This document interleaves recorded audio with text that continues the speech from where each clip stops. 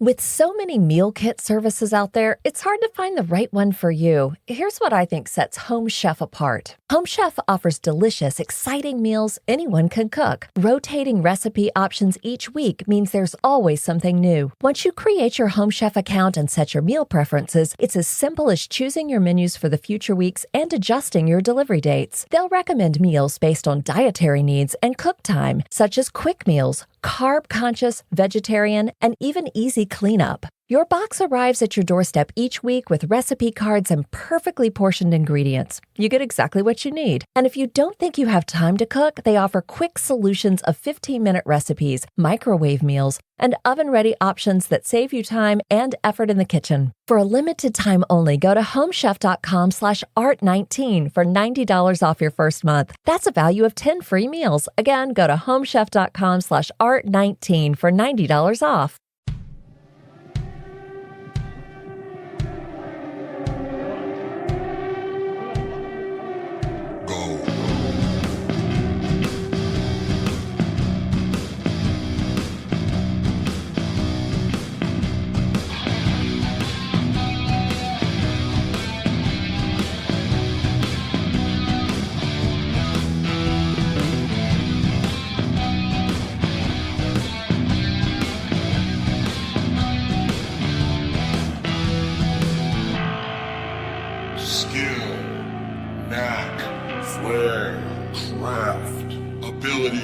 Aptitude, expertise, genius, gift. I'm the fucking talent. Hey, what's happening? Mike Schmidt, 40-Year-Old Boy podcast. You know, I don't prefer to look at this as late. I'm not, I don't feel tardy, as you know, but I will say this is a bonus. This is a 2-pack. Don't even fucking bust my balls, because I'll tell you what, this, in addition to being the last show of 2020, this is the first show of 2021. So I had to work extra hard. I had to brainstorm and figure out exactly what I was going to talk about, because it's two mints in one.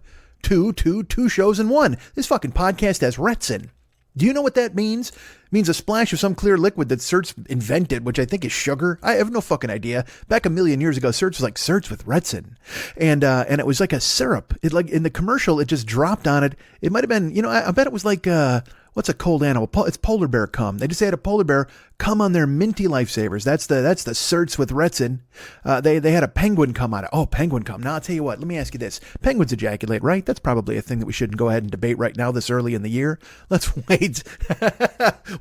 Why would the time of year have anything to do with that? Let's wait. I'm going to say till the end of the summer. At the end of the summer is probably the best time to discuss penguin ejaculate. However, we can talk about polar bear ejaculate all day long, all year long, all goddamn day long, every fucking month, every day and every month, every hour on the clock. You know what? Every hour on the hour, every hour on the half hour. Let's talk about it twice an hour. Let's talk about polar bear cum, right? Shouldn't we? No, we shouldn't. Let's back off. What other animals are there? Walruses? I don't want to think about walrus cum. That's gross. Polar bears are majestic. So if they run off a bat, you're like, look at that majestic polar bear rope getting shot across the tundra. But a walrus, you're just like, look at that fat fuck with tusks buried in his belly as he fucking strokes himself off with 2 flippers. Blah. Let me ask you this. If you think of the cartoons, all right? When you watch the Coca-Cola cartoon, you see those polar bears, and they look fun and frozen and snuggly. And have you ever thought to yourself, well, I'll bet they come. I'll bet they ejaculate. And it's not so gross. You're just like, I guess that happens, right? Polar bears do it. But if you watched an old Woody Woodpecker cartoon and you saw Wally Walrus come on screen, he starts talking in that fucking Swedish accent or whatever the fuck. He's like, Wally Walrus. And you're like, oh, can you imagine Wally Walrus fucking something or anything or just jerking off by himself? No, you can't. And we know this. Look, there's no doubt about this. Wally Walrus fucks. He was a big name in the cartoon industry. All the cartoon people fuck. Foghorn Leghorn is fucking. Wile E. Coyote's getting laid. Roadrunner as well. Silently with a meat, but it doesn't matter because he's fucking going to town. He's having it. Porky Pig, he's doing it. They're all getting fucking laid. All these cartoon dudes, including Wally Walrus. And I know you don't want to think about that. I just said we didn't want to think about that, right? Didn't I just say, well, there's no reason to talk about that. My computer just made a noise. That's not good. Is that a good noise? Let me take a look. Was it not plugged in? Or was it plugged in? I'll tell you, here's what happens when you do a show 13 years. You feel confident enough to stop down in the middle of it and go, what was that noise? Most of your favorite bands, when they do an album, if you hear a song, you'd be like, oh my God, this song's a total jam. We won't get fooled again. Hey, what was that noise, Roger? Hello, Roger. What was that noise? That's Keith Moon. Because Pete Townsend's a little more reserved. He talks a little like this, I would say. Oh, that's wrong. It's a bad Pete Townsend. But Roger, when we told Roger what to do, he said, I'm going to punch you in the face if you don't let me in your band. And that's totally true. Go read that. I'm sure I've talked about it in the past because it's stuck in my brain. Roger Daltrey just basically beat up Pete Townsend and said, I'm your lead singer now, right? And Pete Townsend, of course, is very dainty and more of an intellectual person. He's out biting rough boys, certainly, but that doesn't make him tough. And he was, and Roger Daltrey's, you know what? He's what the British gangster films would call a geezer. Roger Daltrey's a geezer. So he shows up like the mods in fucking Quadrophenia, and he rolls his fucking sleeves up and he slicks his hair back and he punches Pete Townsend in the fucking pectoral muscle. And Pete Townsend's like, that's why Pete Townsend developed the guitar thing. Did you know that? You know, the windmill? It's because fucking Roger Daltrey during rehearsal would consistently punch him in the pectoral muscle, and he was just fucking Miyagi'd him. He was just fucking painting the fence. You know what? Pete Townsend's windmill guitar move was not only painting the fence, but it was sanding the floor. He was doing both at the same time. Fuck you, Miyagi. Townsend would handle Miyagi. Can't handle Daltrey because Daltrey's a geezer. However, he could totally handle Miyagi in a fist fight because Miyagi's he's got to paint the floor and sand the fence. But fucking Townsend is like painting the floor and sanding the fence all at the same time with the windmill. And again, he developed because fucking Daltrey was slapping him in the fucking pectoral every time he got something wrong. And here's the thing. Pete Townsend never really got anything wrong. In rehearsal, Pete Townsend was fucking nailing it. And also, Pete Townsend's like, Roger, why do you think that's wrong? I wrote the song. I know exactly what it's supposed to be. And just thunk, punch in the pectoral. I'm all geezer. I don't know why Daltrey talks like that, but he might. See me, fail me, touch me, hail me. But then when they put it on wax, he went ahead and cleaned it up because he knew. Look, he knew nobody was going to accept a geezer singing in a popular band. So he said, you know what? I got to throttle this down. Imagine if he said it like this: I woke up in a Soho doorway, a policeman knew my name, geezer. You'd be like, this fucking song blows. But if he sings it the way he sings it now, it's just that he's just got, and you know what? There's just enough of a rough edge. He hasn't sanded it off completely. I mean, you still, even though it's Roger Daltrey, you're like, this guy's a jam, but at the same time, you're also like, this guy sounds like he might punch his guitarist in the pectoral occasionally, and occasionally works. That works in a goddamn band. But if you knew that he was a geezer who was constantly punching guys in the pectoral, particularly Roger Daltrey, he's not going to punch Moon because Moon's a fucking psychopath, and Entwistle's just fucking, smoking cloves and banging chicks off in the corner. He doesn't give a fuck. He lets Townsend handle Daltrey, and he's like, should I show up and be the greatest bassist of all time yet? And they're like, no, hold on. I got to punch Peter because I'm a geezer. And he punches fucking Townsend, and Townsend gets the windmill going to try to fend him off. Meanwhile, Moon drinks fucking 18 ounces of goddamn vodka and then vomits in a snare drum to get a better sound on it. That's why Moon had the unique drum sound. You thought Bonham had a different drum sound. Well, listen to Moon. Moon's not just fucking all over the place with the goddamn octopus arms. He's not flying all over the goddamn place. There was vomit in the casing of every snare drum that fucking Keith Moon ever played. That's what gave him that fucking rich sound. Because there was his guts were sloshing around inside there. A couple of points, right? Why am I making Keith Moon a geezer? I don't think I am. I shouldn't. There can't be two geezers in one band. We're lucky to have one geezer in one band. We can't have a geezer in another band. I bet Bon Scott was a geezer, even though he's Australian. He was. I'm going to expose my lack of accents. Because, crikey, this is Australia. No, it's more of an English geezer. I refuse to, you know what? Don't ask me. I know you guys are sitting there, you're like, please, Mike, please commit to a Bon Scott impression, and I won't. When I look at a roll high society, I can't do it. Ballroom notoriety, I can't.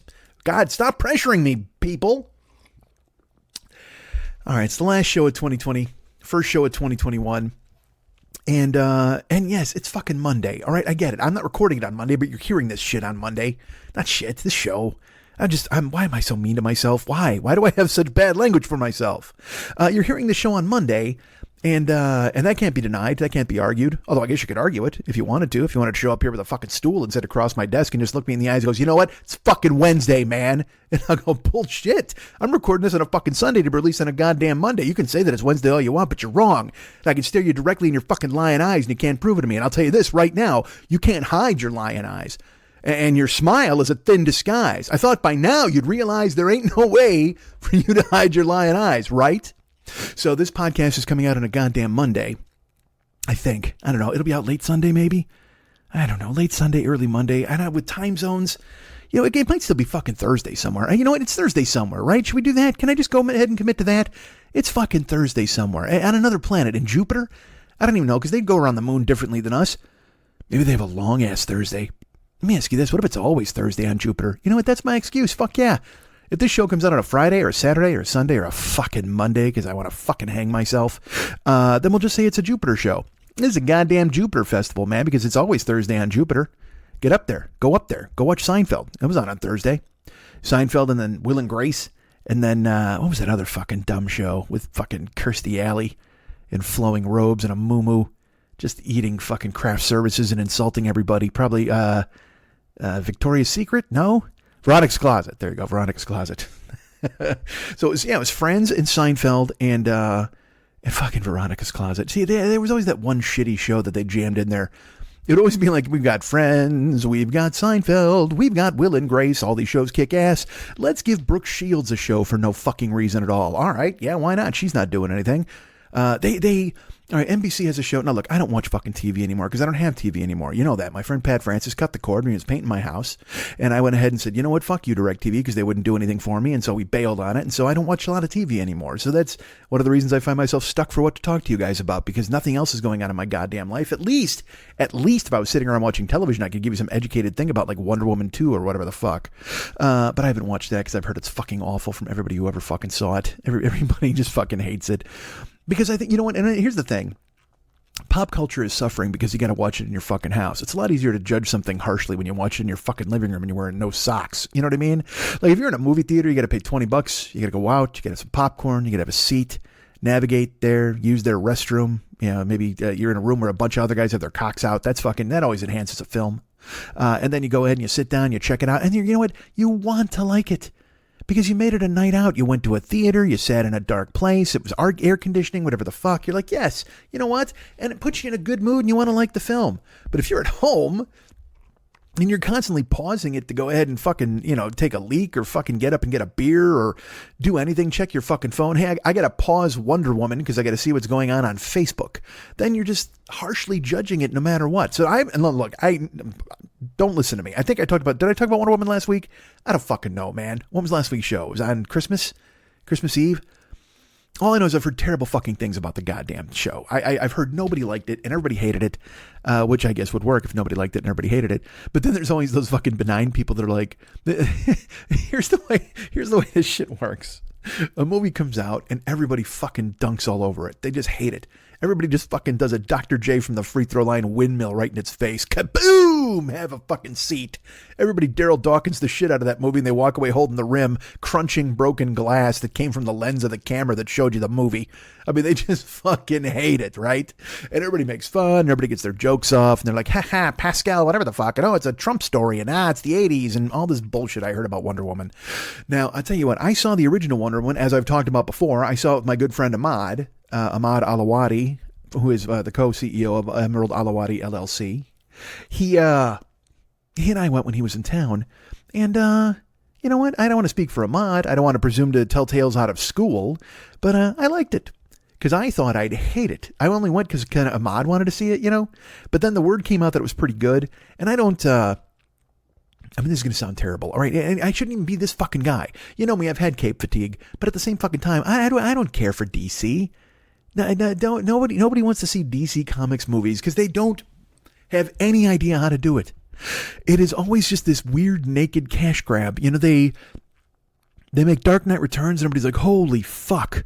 And then they make 14 movies about people you don't care about. Oh, good, it's Superman again. Oh, who is he going to fight? Oh, nobody important. And oh, great, Kryptonite. Really? Is that the only thing we can think of to use with this fucking guy? Yes, it is. Because it's the only thing that makes him weak. Otherwise, he's the superest man in the fucking world. Superest man? You know, there's a movie I watch. Go ahead and make Superest Man. You know what? Maybe he comes to town and fucks Superman up. What if you did that? What if you had Superman and he was ready? He was like, fuck it, I'm a captain. I'm a fucking hero. I'm the man. And he wasn't such a whiny pussy who was in love with Lois Lane and gave up his powers or whatever the fuck else they convinced him to do in every show. Why are they trying to always constantly make Superman less super? And look, I didn't see the Mustache movie. I don't know about that fucking movie, Justice League or any of that bullshit. I didn't watch that because, again, they're fighting. DC has no villains. I mean, Batman has all the villains. That's it. I didn't watch Aquaman because I don't need to see, as I've talked about before, I don't want to see a guy strangle a fish. I've had the internet long enough to where I'm sure I've seen that already, and I didn't need to see a guy in an orange costume do it. Oh, it's Jason Momoa, and I guess he's got personality walk, personality talk, personality style, personality charm, personality. All right. Over and over. All right. He should be Lobo. Why are they fucking around? Just make Jason Momoa Lobo. But they'll fuck a Lobo movie up. They'll make him nice to people, and they'll be like, what are you doing here? Why have you ruined Lobo? Don't ruin my Lobo. But instead they make Momoa Aquaman, when every Aquaman I've ever seen was like a blonde ballet dancer. But instead now they've got this fucking brooding Momoa dude with the swirling fucking hair, and I'm like, I guess that's Aquaman, right? Is that him? Did they redraw him in the what's his name? Arthur? I mean, dude, fucking Aquaman's name is Arthur. Kick the shit out of that guy, right? His name's Arthur something, I think, right? Am I wrong? I don't know. Because I didn't read DC as a kid. I read Spider-Man, I read a little Batman, because Batman's Batman, but he doesn't count as DC, because he was the breakout guy. But then you'd be reading Batman, and they'd be like, hey, look at Cyborg. It's like, that can't be a fucking hero's name. That's just a robot's name. That's generic, Cyborg. And then they put Cyborg in the Justice League movie, like he belonged there or something. And then it turns out that the set was toxic, and everybody was mean to Cyborg, and all the actors are backing up Cyborg in his claims, and now DC has to claim that they weren't. And now they're making the Snyder Cut, which is like 4 hours with the Justice League. I didn't even watch the initial goddamn Justice League, right? I just don't know why they fucking step on their dicks. I watched Birds of Prey last year. I talked about that on here. And it was like, all right, I guess. I mean, it was this weird thing where it's like Harley Quinn is crazy and ridiculously fucking hot and sexy and you know, everything that a borderline personality chick should be, but also wearing crazy high shorts. And you're like, yes, that is what I want to see. So what do? They come out with a second movie where she's a feminist hero and she wears sweatpants or whatever the fuck. And I'm like, wait a minute. And I don't mean to be that guy who's terrible, because again, I know it's about representation. You hear that all the time, where they're like, hey, when they make a Disney princess who's black, young black girls look at her and just like, oh my God, that's me. It looks like me. That's awesome. And I get that. But look, man, nobody wanted their little girl to idolize fucking Harley Quinn. She's a fucking psychotic therapist who falls in love with the Joker and then leaps off the fucking deep end and kills people. That's not anybody you want to emulate. So you know what? That's the chick who should be wearing electrical tape on her nipples and running around in a fucking gold G-string. That's her. She got crazy makeup on. She got 3-tone hair, carries a giant sledgehammer and shit like that. You're like, dude, that's fucking perfect. But instead you turn her into Norma Ray? What the fuck is that all about? I don't need to see the Susan B. Anthony of superheroes, when initially she the one of the best things about Harley Quinn was her fucking outfit and how good she looked in it, and how she had a propensity for bending over. That was fun. That was one of her superpowers. Harley Quinn used to bend over all the time, and you were like, this is fantastic. It's as hypnotizing as a metronome in the dark. You're just like, you know what? And you tune into a Harley Quinn production, cartoon, movie, action figure, whatever the fuck you want to call it, just for the bending over part. Everything else is gravy. Everything else is Harley Gravy. Gravy Quinn, that's what I call her. But now it's just, they turned her, like I said, you turned her into Betsy Ross. It's like, what the fuck is that, man? And I guess, again, representation, and yes, we are Helen Reddy, and I Am Woman, and Hear Me Roar. But in the comic books, she's basically everything is building up to a backdoor gupper shot. That's it. A backyard fucking burger shot. That's it. That's what you're waiting for with Harley Quinn. In the first Suicide Squad, she fucking walks away and every guy turns around to watch her walk. And you're just like, yeah, no, that's a superpower. That's it. That's her. That fucking like bang, but you know, she's literally the human embodiment of boom, boom, boom, boom, boom, boom, boom. But also, she'll shoot you in the face. That's the fucking greatest. And we've all had that moment in our lives. We may have dated someone like that for 4 years or 5 years and you know, just think to ourselves, yeah, remember that? Crazy. Wasn't that fucking crazy and awesome? Sometimes, except for the crazy part. And then it throws you back into that. But now,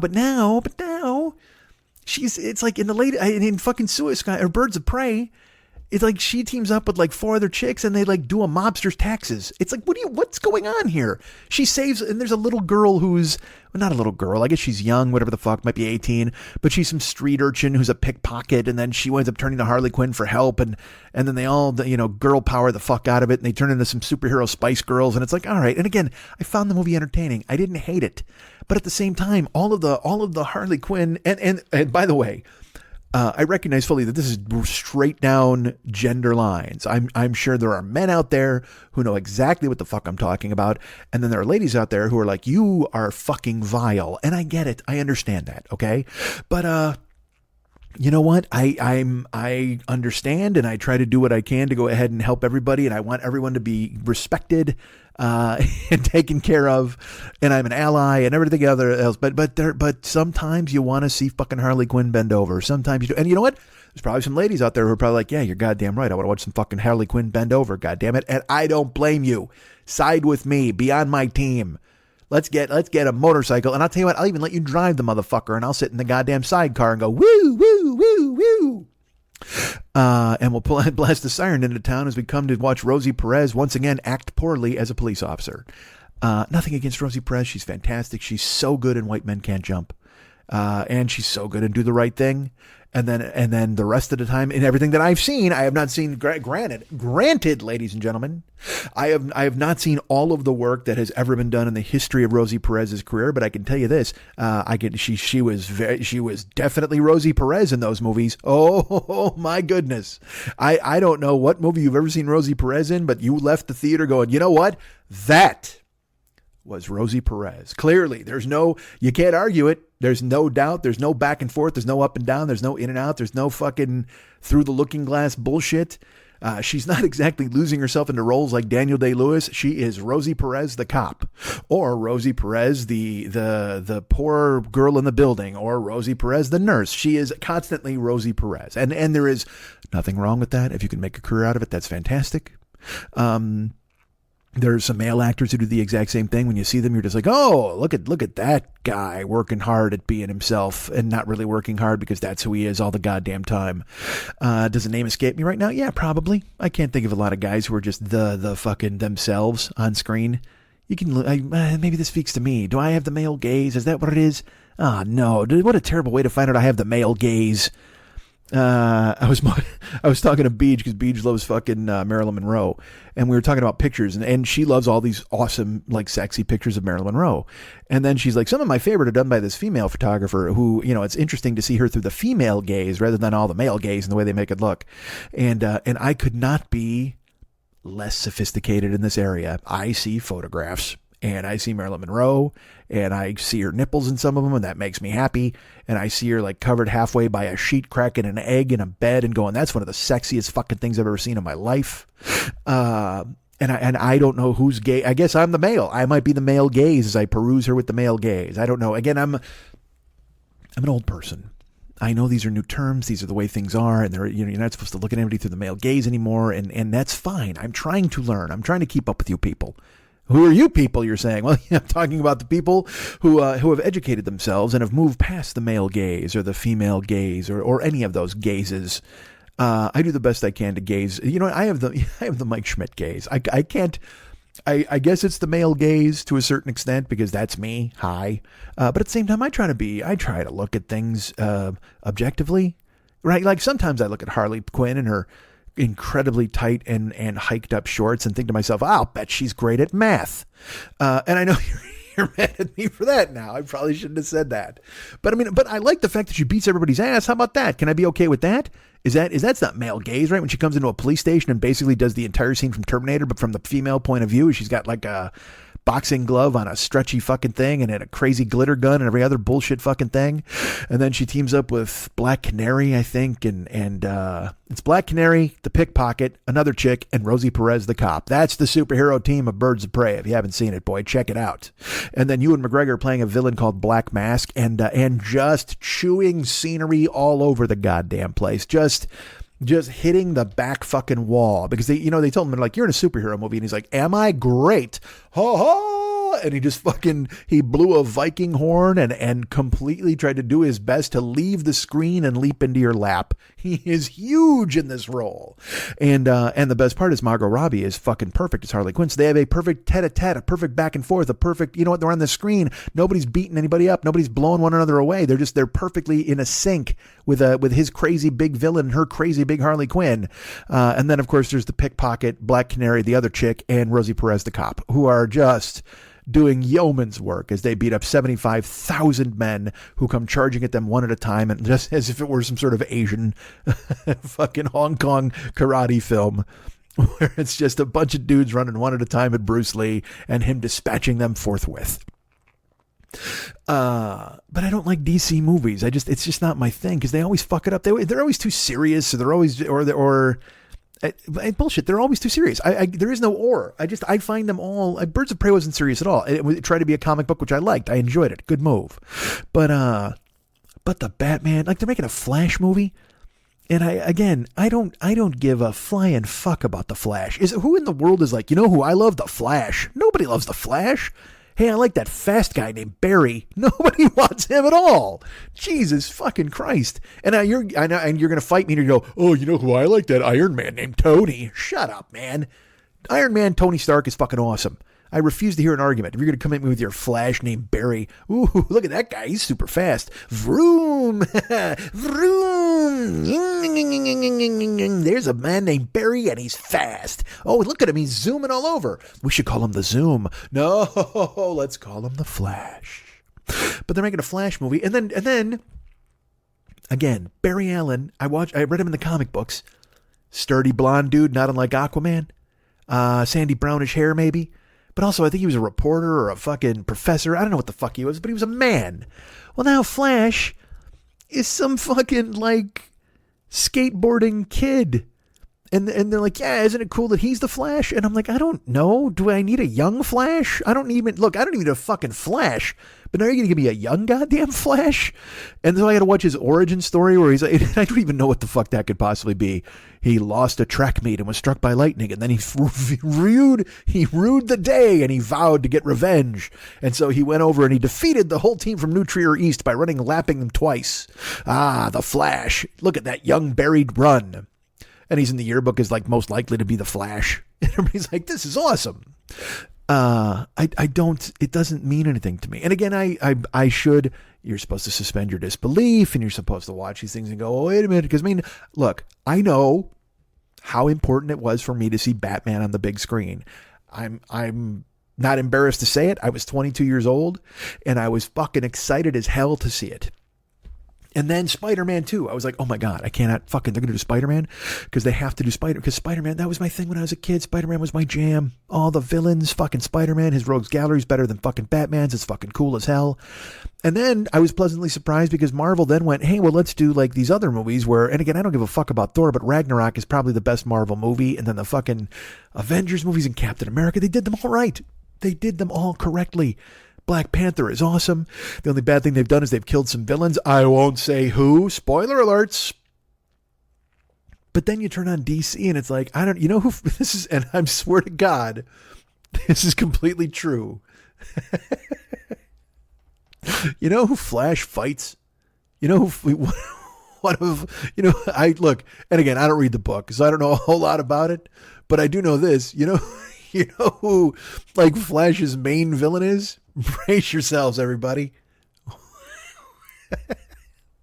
It makes me laugh to even think about it. You know who, again, this is Fast Barry is what we're calling him. He's Barry and he's fast. He's the Flash. That's his theme song.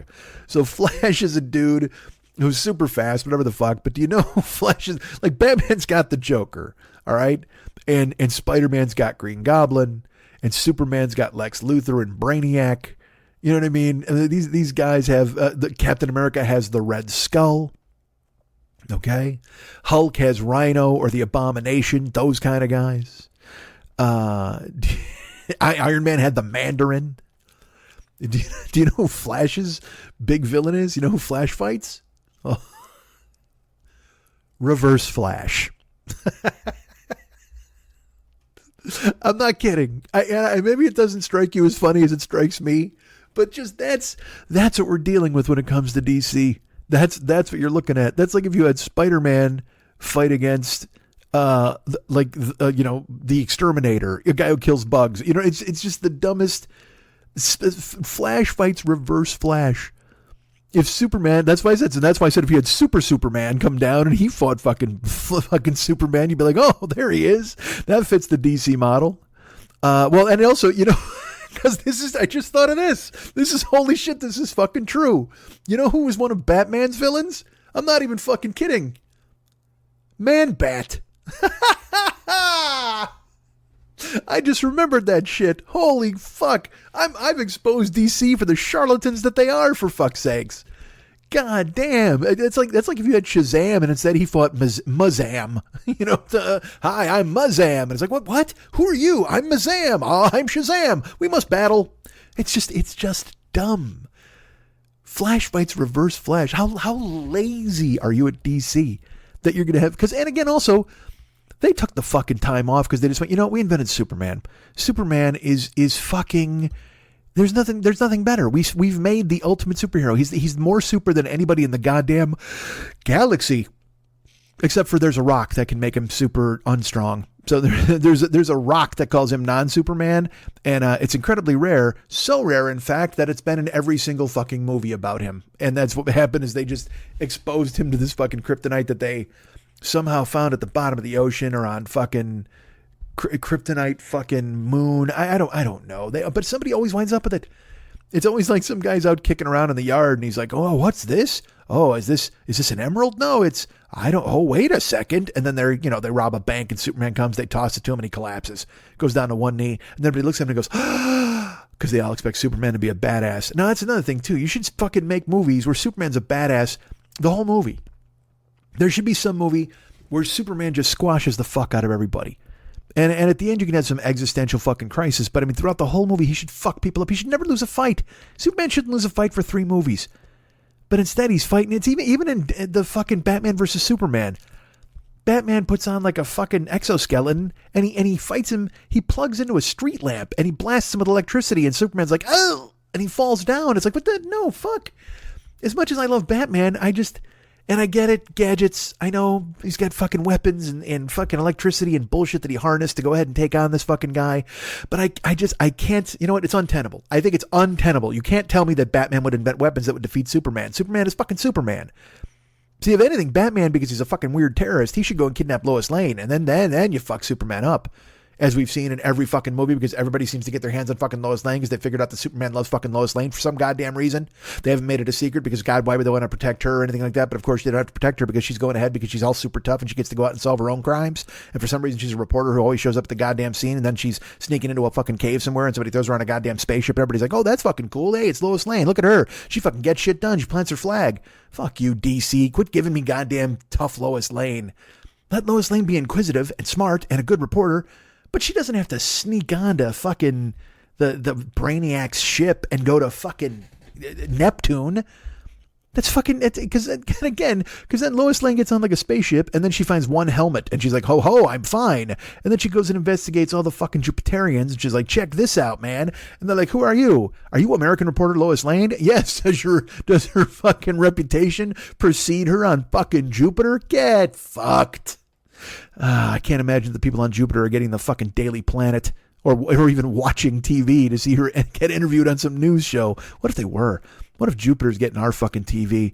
No wonder, because they just might be ready to fucking invade at this point.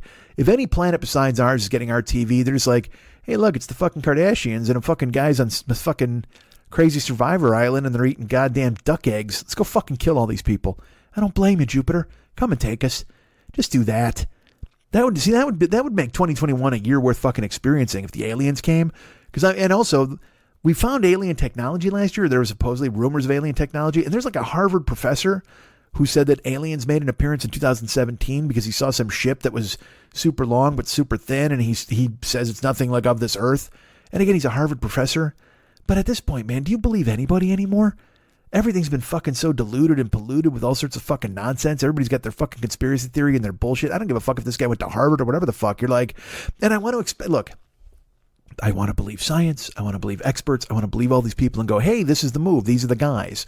But then, inevitably, like this guy comes forward and he's like, oh no, I totally saw an alien ship. And then he does Joe Rogan's podcast and you're like, fuck, I can't believe you.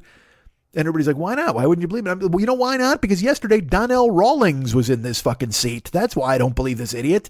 Harvard professor comes to tell me about aliens when the day before Ashy Larry was making jokes about his ball sack. I can't fucking swing with that. I'm sorry.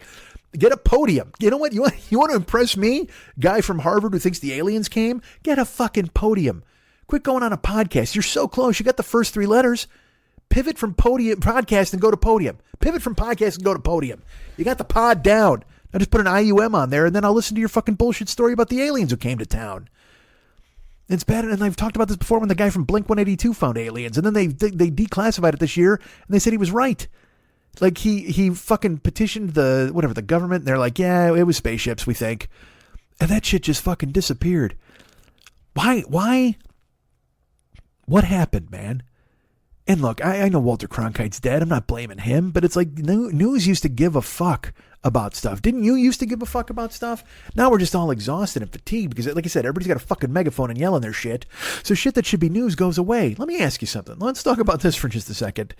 You remember a week ago when a guy blew up a fucking city block in Tennessee? Remember that?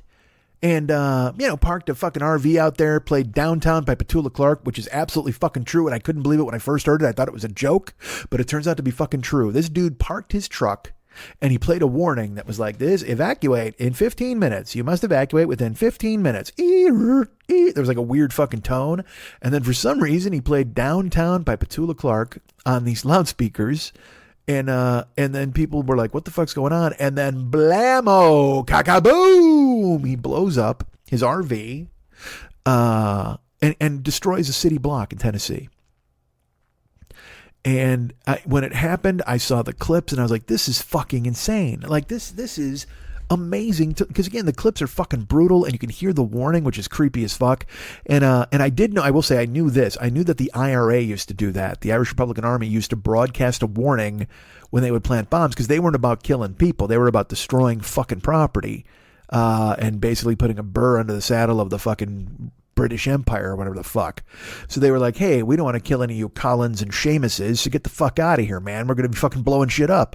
And Colin and Seamus are like, blimey. No, they're not. They're like, Bagora. That's what they said. And they fucking ran away, which is awesome. And they would split, and then the IRA would fucking level a castle. And everybody's like, look at the fucking IRA. God damn you, Bobby Sands. You're the fucking king. And then of course they grab him and he won't eat any fucking potatoes and he dies. What a fucking drag, right? We lose Sands to no potatoes. Fucking that guy Sands was in jail. He's like, hey man, I'm totally gonna not eat potatoes if you guys don't let me out of here or whatever the fuck. And they're like, blimey, no potatoes for Sands then, right? And then Daltrey came in and punched him in the pec. Oh, I'm a geezer. But we experienced on Christmas Day, I think it was Christmas Day, it might have been Christmas Eve, could have been Christmas Day. Look, I don't know, because the news won't fucking tell me anymore because it's been a week and they just fucking put the story on the shelf. They don't investigate it.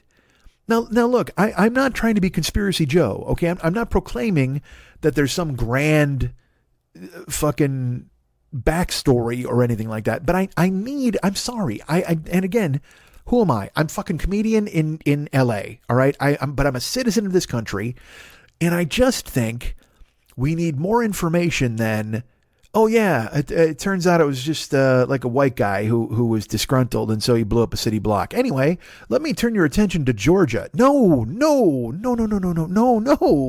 Can we investigate?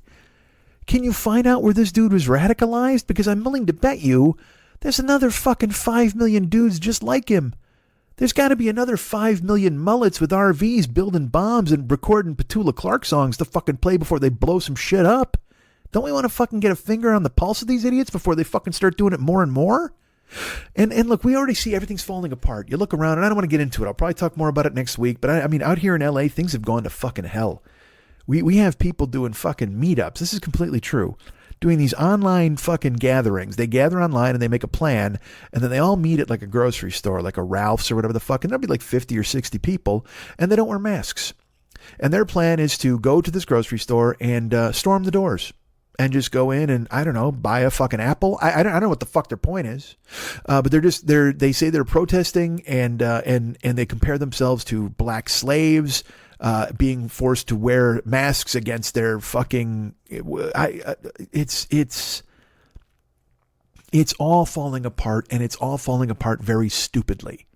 because the germ is overtaking California. It's overtaking everybody. I mean, I just saw a story in fucking Japan there and Taiwan. Taiwan had it beat and it's back, and now it's mutating. It's different. Fucking, it started in Britain. They found it in Colorado. Now it's in 33 different countries, and it's just like, man, I don't know.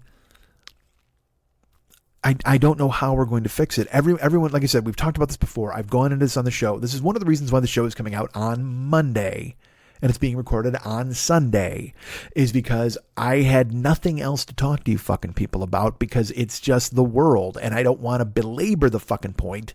But at the same time, I'm just as fucking furious and angry as the rest of you out there who are just like, this is fucking stupid, right? This is going to completely ruin everything, and it won't stop.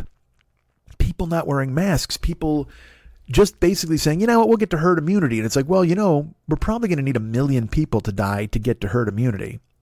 And they're like, yeah, well, you know, whatever. It's like Billy Zane in fucking Titanic. It's like, you know, half the people on the ship are going to die, not the better half. And that's what rich people or healthy people, I guess, think, that homeless people or poor people are going to die. And oh, well, that's their fault. And it's not their fucking fault. It's something that could be avoided and fixed if people respected life and cared about their fellow man, but they fucking don't. So they meet online and go, let's go to Ralph's and storm into the store and let's go in there and buy some macaroni, maskless. That's who I am. I'm maskless macaroni. Ha ha. And they burst in and then, because here's the bad thing about it, okay?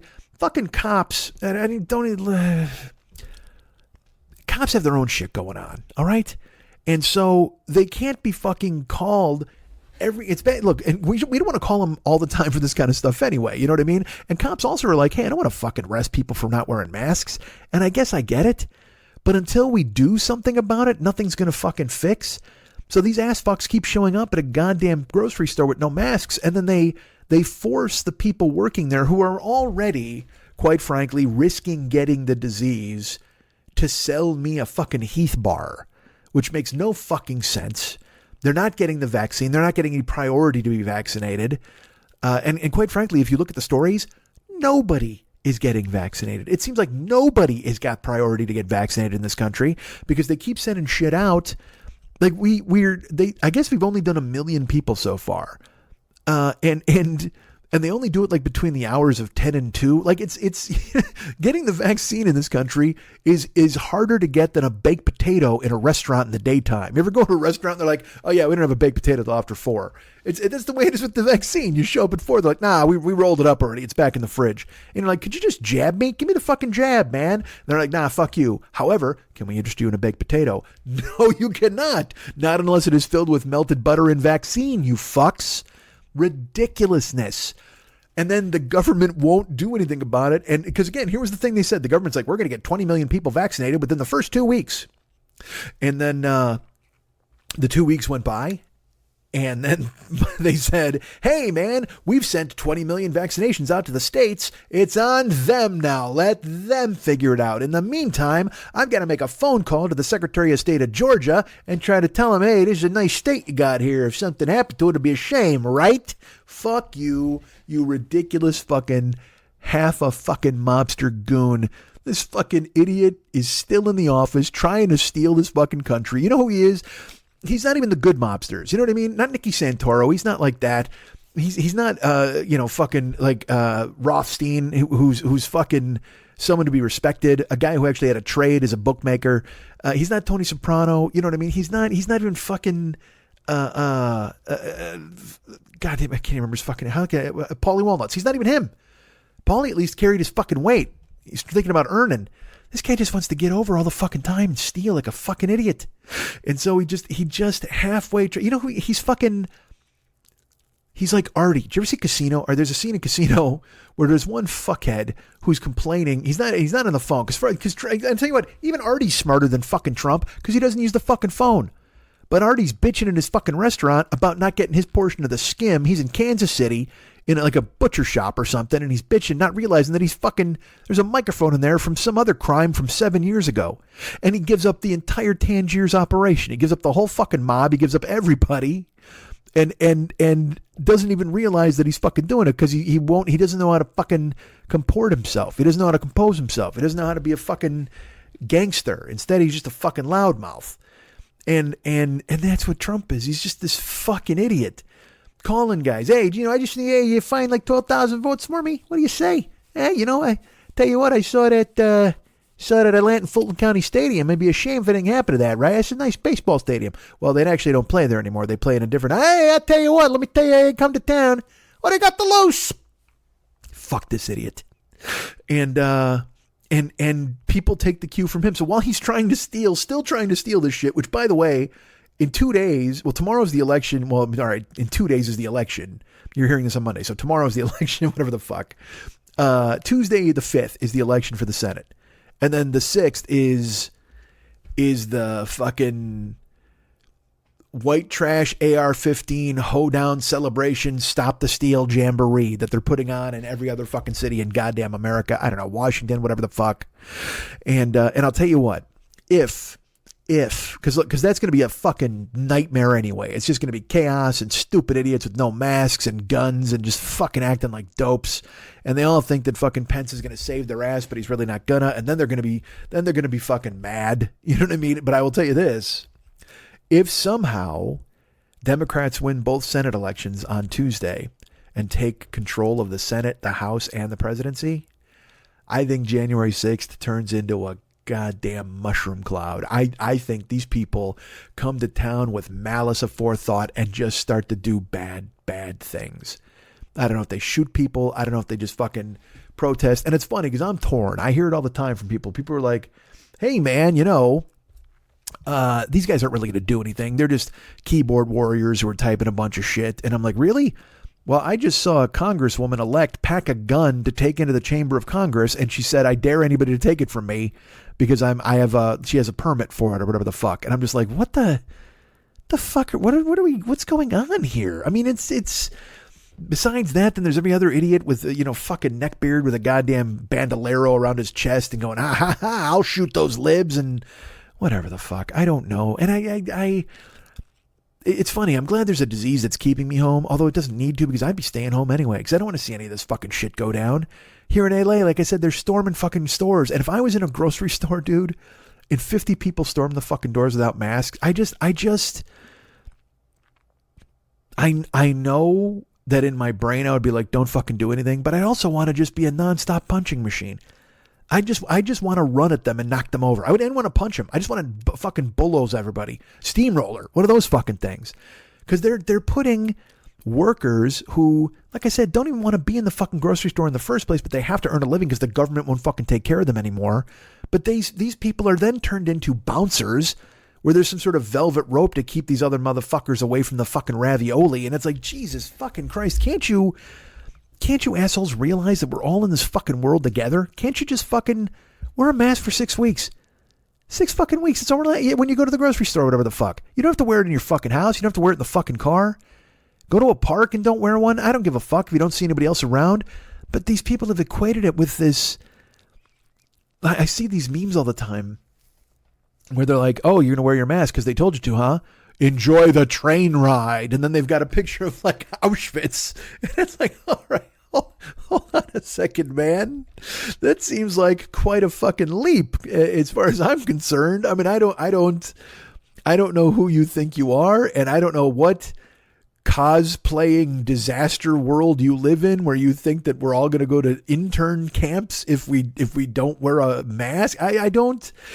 It's just common courtesy. They're asking you to wear a fucking mask. That's it. They just, if for 6 weeks, if the government gave the fucking checks the right way and they helped out small business, it's garbage that this country has so much fucking money and they won't give any of it to the people who need it.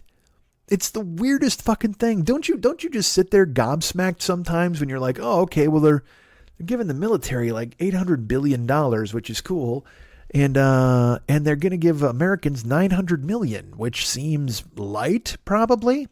Even though they'll be like, oh, $900 million is a lot of money. And then when they're going to give the $600 million checks and then people are fighting over the $2,000 checks, these Republicans are saying things like, well, this will probably only be used to pay off credit card debt. It's not going to stimulate the economy. It's going to pay off debt or probably buy something that China made at Walmart or Best Buy. And it's like, fuck you, man. Fuck this austerity bullshit. That's the same shit. It's just the welfare queen thing re-fucking packaged. You're going to tell me that you're worried that people are going to spend their money at Walmart and it's not going to stimulate the fucking economy. Okay, how about this? How about if instead the economy steps on its dick and plants face first in the fucking dirt and the whole fucking country grinds to a goddamn halt? You want that? You want to keep throwing people? I mean, dude, they have patients in gift shops in hospitals here in California. And I know it's this thing where we're all taught to hate one another, where there's people in fucking Kansas or whatever, or some red state who are like, well, you know, it's the land of fruits, nuts, and flakes, man. You know, you can fucking thin out the herd out there or something. Hey, man, fuck off.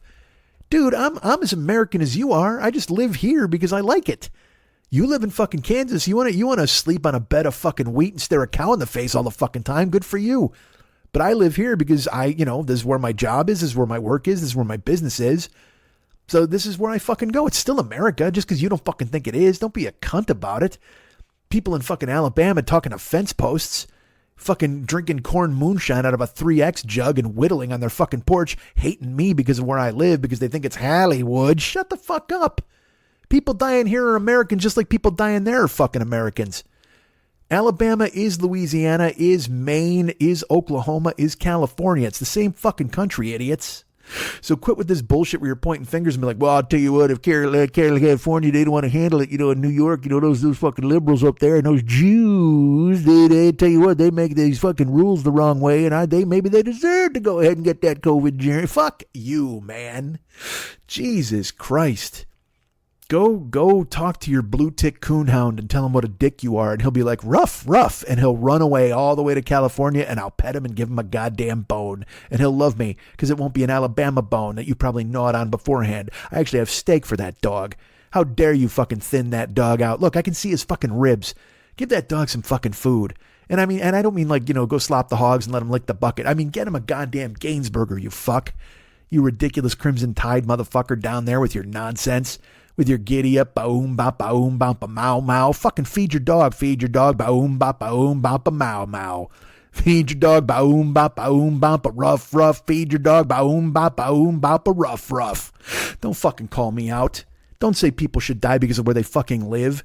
And you know what? You can expand that shit too, because people shouldn't be dying in fucking Taiwan or Thailand or fucking Asia or Germany or France or any of these fucking places. This isn't a game of Risk. We're all people on a fucking planet. Just take care of people. Be nice. Be a good person. Be kind. It doesn't cost a fucking thing. Don't gather in a group of 60 people and try to burst into a restaurant or burst into a mall.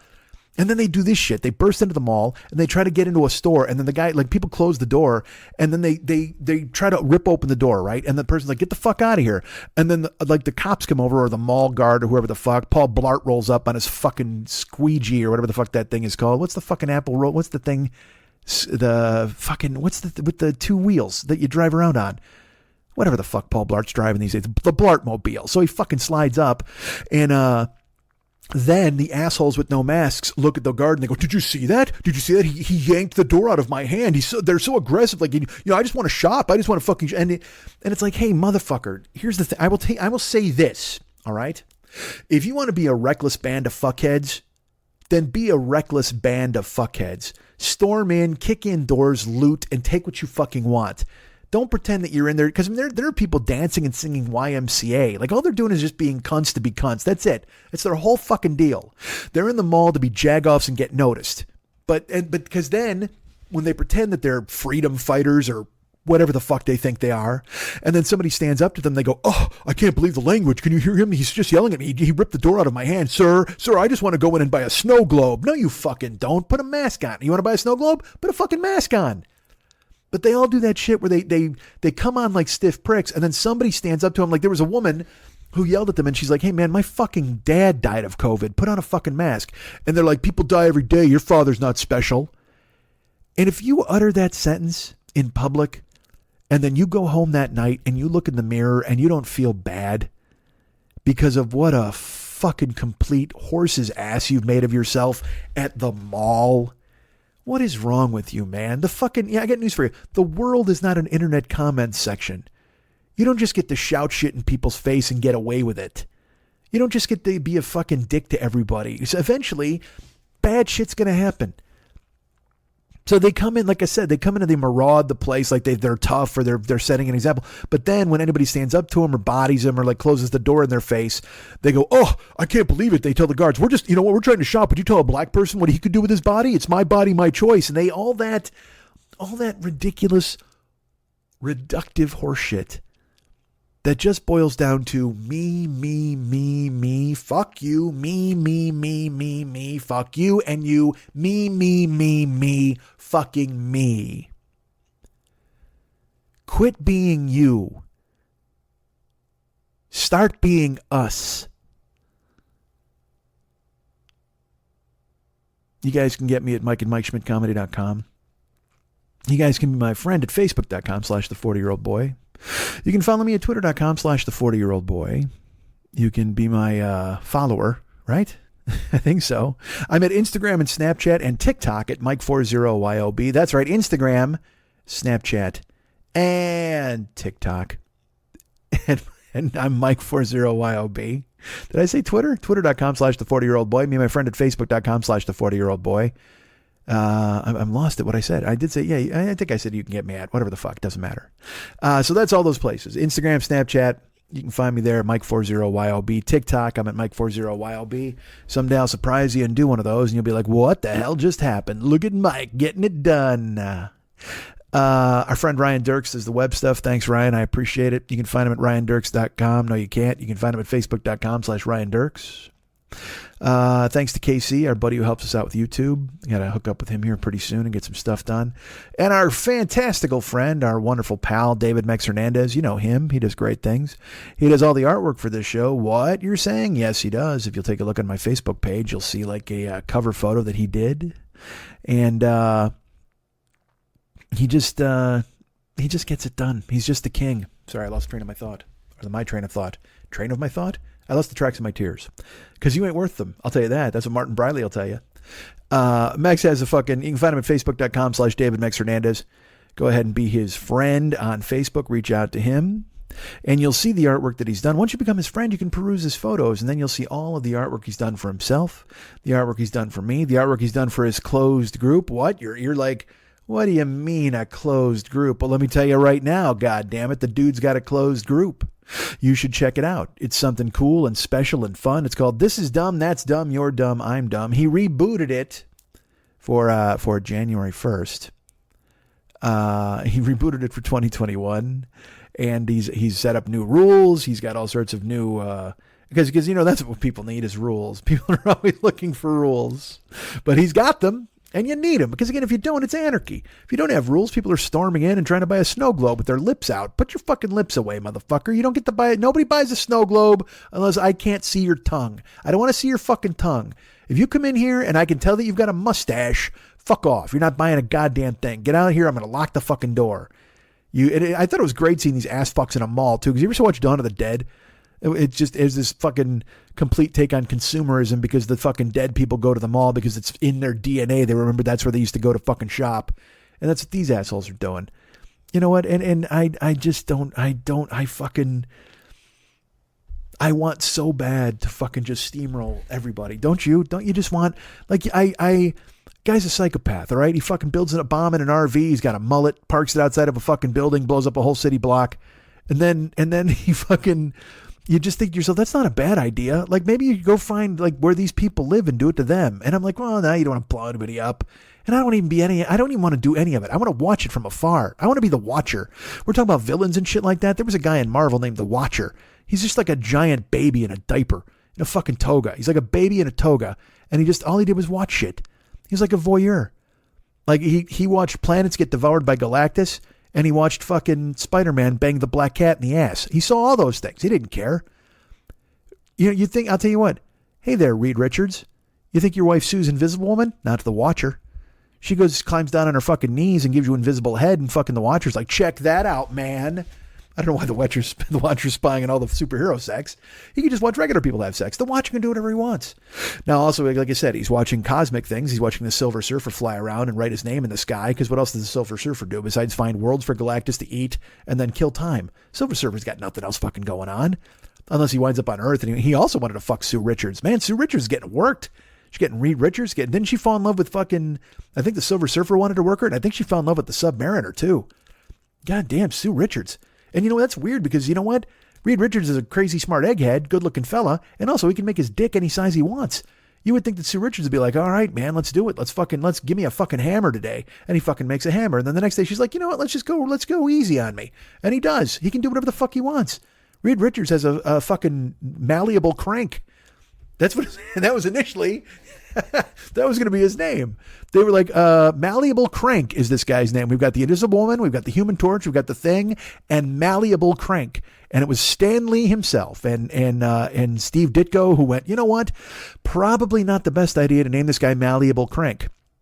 And they said, okay, well then what do you think? And he said, I don't know, Mr. Fantastic? And they went, that's a perfect name for a hero. Good for you. All right, he'll be the Thing, the Human Torch, the Invisible Girl, and Mr. Fantastic. But you know what? It'd be a shame to waste Malleable Crank. Let me ask you this. And Stan Lee's like, what? And they're like, what if the guy who runs Spider-Man's newspaper was named Malleable Crank? And Stan Lee's like, what are you talking about? And they're like, the guy who demands pictures of Spider-Man. And he's got the crazy Hitler mustache and the flat top. Looks kind of like Mike Ditka. He's got the cigar. That guy should be Malleable Crank. And he's like, it's a different meaning, but it's a great name. Still works. Because with Reed Richards, it means, he's got a hammer or he's got a fucking shrimp dick. But then with this guy, it means he's someone you can kind of manipulate, but he's also a crank, like a mad guy. And Steve Ditko's like, you know what? I actually thought the name should be J. Jonah Jameson. And all of the fucking executives are like, you got it, Ditko. And so to this day, Marvel owns the trademark on Malleable Crank, but they've never found a good use for it. But good for them. At least they still own it. And they're still brainstorming. They're still thinking about it. I'm sure they'll put something together. Maybe the new Marvel Universe will have Iron Fist and Malleable Crank. Actually, that should be the porn movie. That should be the first Marvel porn movie. Oh, yeah, I wrapped my Iron Fist around his Malleable Crank. And I used my power, man. Look at that. Come on, having fun. The fuck was I saying? Oh, the guy, you know what? Let's talk about that fucking idiot. The guy, he blew up a city block and they stopped reporting on the guy. You know why? And look, we all know why. He's white. He's a white dude. And then it turns out, like, they talked to his girlfriend and she's like, yeah, I called the cops 4 months ago and told them that he was building bombs in the RV in the yard. And they were just like, yeah, well, nothing we can do about that. Oh, really? Nothing we can do about the angry mulleted loner who's building bombs in his RV. Got to table that, do you fellas? Why, are you selling some of that hard candy at the intersection to support the policeman's ball? What do you guys got going on? What exactly do you have happening that's more important in Nashville? Are you still being angry at Lane Kiffin? Is that what you're doing as a society? Is that what's happening over there? Are you furious? Are you still debating Johnny Majors and his the things that he did? Was Johnny Majors there or Texas? I don't remember. Don't fucking yell at me. Are you guarding Bruce Pearl's house? Is that what's happening for you fellas? Are you guarding the Tennessee Pride Sausage Factory that you can't investigate? And also, but I got to be honest with you, man. It's Tennessee. How many phone calls a day do you think they get? Hey, man, there's a mulleted white loner doing weird things in his RV. I mean, they just got to go. There's got to be, there's got to be an inbox just labeled that mulleted RV weirdos. And it just fucking goes on the stack that goes to the fucking ceiling. Because it's Tennessee. They can't fucking investigate all that shit. So I guess they get a break. But at the same fucking time, man, come on. You don't even take a cursory ride out there and ask the guy some fucking questions? No, that's the issue. I don't remember his name. It's like Martin or some bullshit like that. And it's like, yeah, cops don't ever investigate a guy named Martin. No, you got to be Daquan. If you're Daquan, they come to your house. If the woman was like, yeah, man, my husband Daquan is building a bomb, they would have been there instantly. They would have traced the call initially and just and probably beat her down too. Say, why didn't you stop him? But then this fucking guy blows up a city block and nobody says a fucking word. Nobody says a fucking word to this dude. They're just like, yeah, okay. I mean, it happened. And, it turns out he was, and now, like I said, it turned out she told 4 months ago, but also now he sent manifestos to friends. And I guarantee you haven't read this. I'm telling you didn't, because I read it and I was like, why is this not news? I had to find it. I didn't remember where the fuck I found it. It was like, let's put it this way. It was like on AP. All right. It wasn't at CNN or any of these other fucking places. I saw it at the AP news site or something like that. And something, we used to get news in the old days. And he mailed these manifestos out where he basically said that lizard people had taken over the government and he had to find a way to go ahead and fight against it. And just this, again, he's a lunatic. He's bananas. But at the same time, this is very QAnon. This is very these bullshit conspiracy theories that you hear these people talking about all the fucking time. And it's internet garbage. You can go on the internet right now. There's a guy who's fucking Trump's lawyer, and he maintains that the Chief Justice of the Supreme Court is a pedophile who raped a child at gunpoint and was filmed doing it. And it was a blackmail scheme because they approached him with a gun and a child. This is what he said. He said they approached Chief Justice Roberts with a gun and a child. And he was forced at gunpoint to rape the child while we filmed it. And now these guys have the tape and they're just waiting to, and so now they own him and he does whatever they say. And I guess what those people wanted was for him to make Trump lose the presidency. I don't know. Wouldn't you think those would be the guys who would want Trump to win the presidency? The child gun blackmail society, whatever the fuck you want to call them. I don't know. And the lizard people who are taking everything over. And this guy truly believes people are like, there's lizard people. It's just like, this world is falling apart. What a fucking mess. What a dilapidated fucking shack this country has become, man. It's just, you ever see District 9 where they make the prawns live in the fucking ghetto part of the fucking country? That's where we are now. All of our country is the fucking ghetto part. Because they always, again, why wouldn't you investigate the fuckhead who bombed the RV? Because all I heard was conspiracy theories for a week that he blew up the AT&T building because he wanted to get the Dominion voting machines that were in the basement, and it was a scheme the Democrats came up with. And I'm like, what the fuck is wrong with you? All of these motherfuckers they have to turn their lives into Encyclopedia Brown because they don't have enough to do at their house. Raise your kids. Go read your kid a fucking book and stop going on the internet and talking about fucking lizard people. What is wrong with you? The storm is not coming. The storm is here. And you know what? It's raining on your kid's head because you won't fucking help him out. Because you went fucking batshit. You flipped a switch that turned you off and fucking made you crazy. And now your kid's going to be fucking crazy too. You got a gun in his fucking diaper. You're like fucking Lorraine Bracco in the fucking Goodfellas with the gun in the panties. You probably got a gun in your kid's diaper, gun under your fucking pillow, waiting for the lizard people to come. Fuck off. There are stories we never got answers on. That dude in Las Vegas shot 500 people. Remember that? And they said it was just like lone gunmen, and they never really gave us a motive. They were just like he was mad or something, and there was no investigation done into this fucking guy. Like you wouldn't.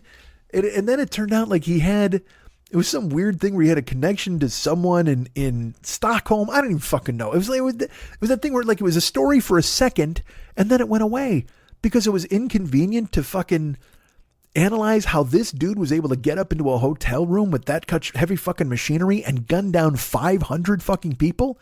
Because that went away. I mean, remember, look, school shootings are fucking terrifying. They're awful and bad.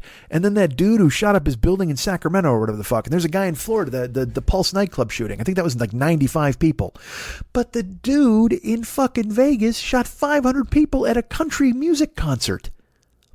And I don't recall any satisfactory answer as to why. That shit just gets tabled. And then I got to go on social media and I hear about how, Mike Pence has a fly on his head. Who gives a flying fuck? Why'd some dude kill 500 people in Vegas with a gun? That's another thing. He didn't he didn't throw grenades at these fucking people. He didn't blow up a stage or nuke the fuck out of anybody. He's just pot-shotting people from a fucking hotel ballroom or whatever the fuck. Smashes a window, which if you've ever been in a hotel, smashing the window is the hardest fucking thing. Or used a glass cutter, whatever the fuck he did. Again, I don't know because there's not enough fucking facts about this dude. And I know what if he's going to write me and go, no, they solved this and it was all that. And fine. Maybe I'm uninformed. But I'm just telling you, this fucking guy in Tennessee, like there are stories that just go away because white dudes are the perpetrators. But then I see some black guy selling 3 cigarettes on the street and 4 dudes strangle him to death. And I got to hear about it for 3 fucking weeks because they all deny it. And they say, oh, by the way, he was a bad guy. He was mean to somebody once in elementary school. Nobody tells me anything about the fuckhead who shot 500 people. Or the dude, yeah, he was a loner, the dude in the fucking RV. Well, he blew out a whole fucking city block. Some people actually spun it that he was a good guy for having the warning on the fucking truck. It's like, no, he's not a good fucking guy. He blew up a city fucking block, you cunts. What is wrong with you? But again, like I said, a black guy goes jogging in the wrong fucking neighborhood and two guys tackle him and fucking try to hog tie him, and then they wind up shooting him in the fucking head. And then saying, oh yeah, no, we saw him, and he walked by and he actually looked at my mom through the window, so we knew he was up to no fucking good. And then yeah, they get pinched, but not enough. Not a fucking enough. But then there's all these stories that come out about how he was a bad dude, or like I said, he beat somebody up once in 8th grade, or he was a mean kid. And it's like, so none of that means shit. That means fuck all. Give me some high school stories about the guy who shot 500 people in fucking Las Vegas. Let's do a deep dive on that motherfucker. Let's talk to his neighbors and see what they say. Oh, what they say? He's a loner. He was quiet. Of course. Maybe we dig below the surface on that and find out just why one dude hauled up enough fucking artillery to fucking waste 500 people at a goddamn country music concert. And again, that took some doing, okay? He didn't blow anybody up. He's fucking shooting. So he had enough time to fucking pick off 500 people. And look, I know these guns work in mysterious ways and they fire waves of fucking bullets. And I know he didn't kill 500 people. He just shot 500 people, as if that's any fucking argument you want to have at this goddamn point. But Jesus, fuck, could we do some investigative reporting on these fucking guys? Find out. Just tell me, the dude with the RV, they talked to the girlfriend, and she's like, yeah, I called you guys a bunch of times about this fucking guy. And I'm like, oh, okay, well, whatever. And it just goes away. Like, if that was a black dude or a Muslim dude or what the fuck, or an Asian dude, we declare war on Yemen for no reason. And I mean that even if it was an Asian guy. If it was a Chinese national, they'd be like, you know what? Let's fuck up Yemen. Poor Yemen. Yemen always gets in the fucking way. Yemen's always waiting for us. And they just know that eventually someday the American footprint is going to stomp them into fucking sandy dust because Yemen dares to be Yemen instead of some part of the fucking empire. They're just fucking Yemen. Because that's who we pick fights with nowadays. You know what I mean? Nobody's like, because they're not like, we're picking fights with Iran now.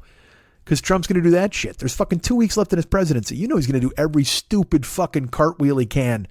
Because on fucking whatever the fuck, Wednesday, when they do this stop the steal bullshit fucking vote thing and it doesn't work, he's going to have 2 weeks left. And there's a lot of people like, well, he'll probably just graciously slink off to Mar-a-Lago. No, he will not.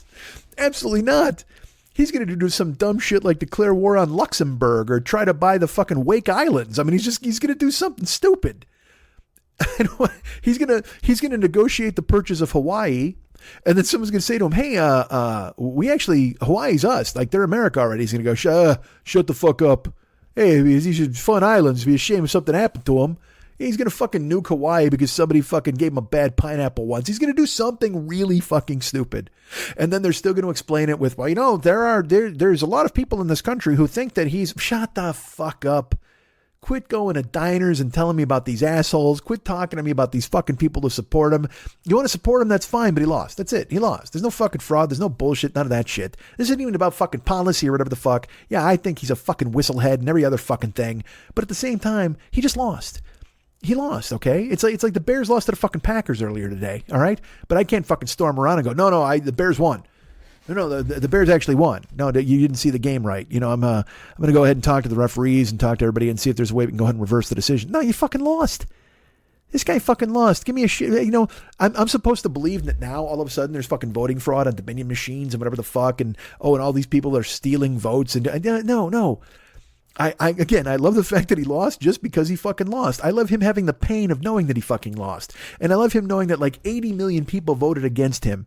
I love that they're so close to figuring it out when they're like, oh, you're telling me that this many people would vote against my father when there was nobody at the rallies? Yeah, because we stayed home on head from the germ. And the one thing we made sure we did was vote out your fucking whistlehead of a father.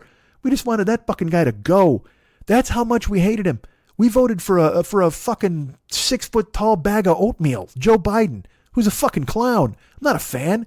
I'm not saying that I'm digging that cat, but I'd rather vote for him than your fucking ridiculous dad with his bronzer and his fake toughness and his bullshit mobster nonsense and his fucking drone wife and every other dumb fucking thing he did. It's just embarrassing. It's fucking embarrassing as an American to know that that's the fucking guy.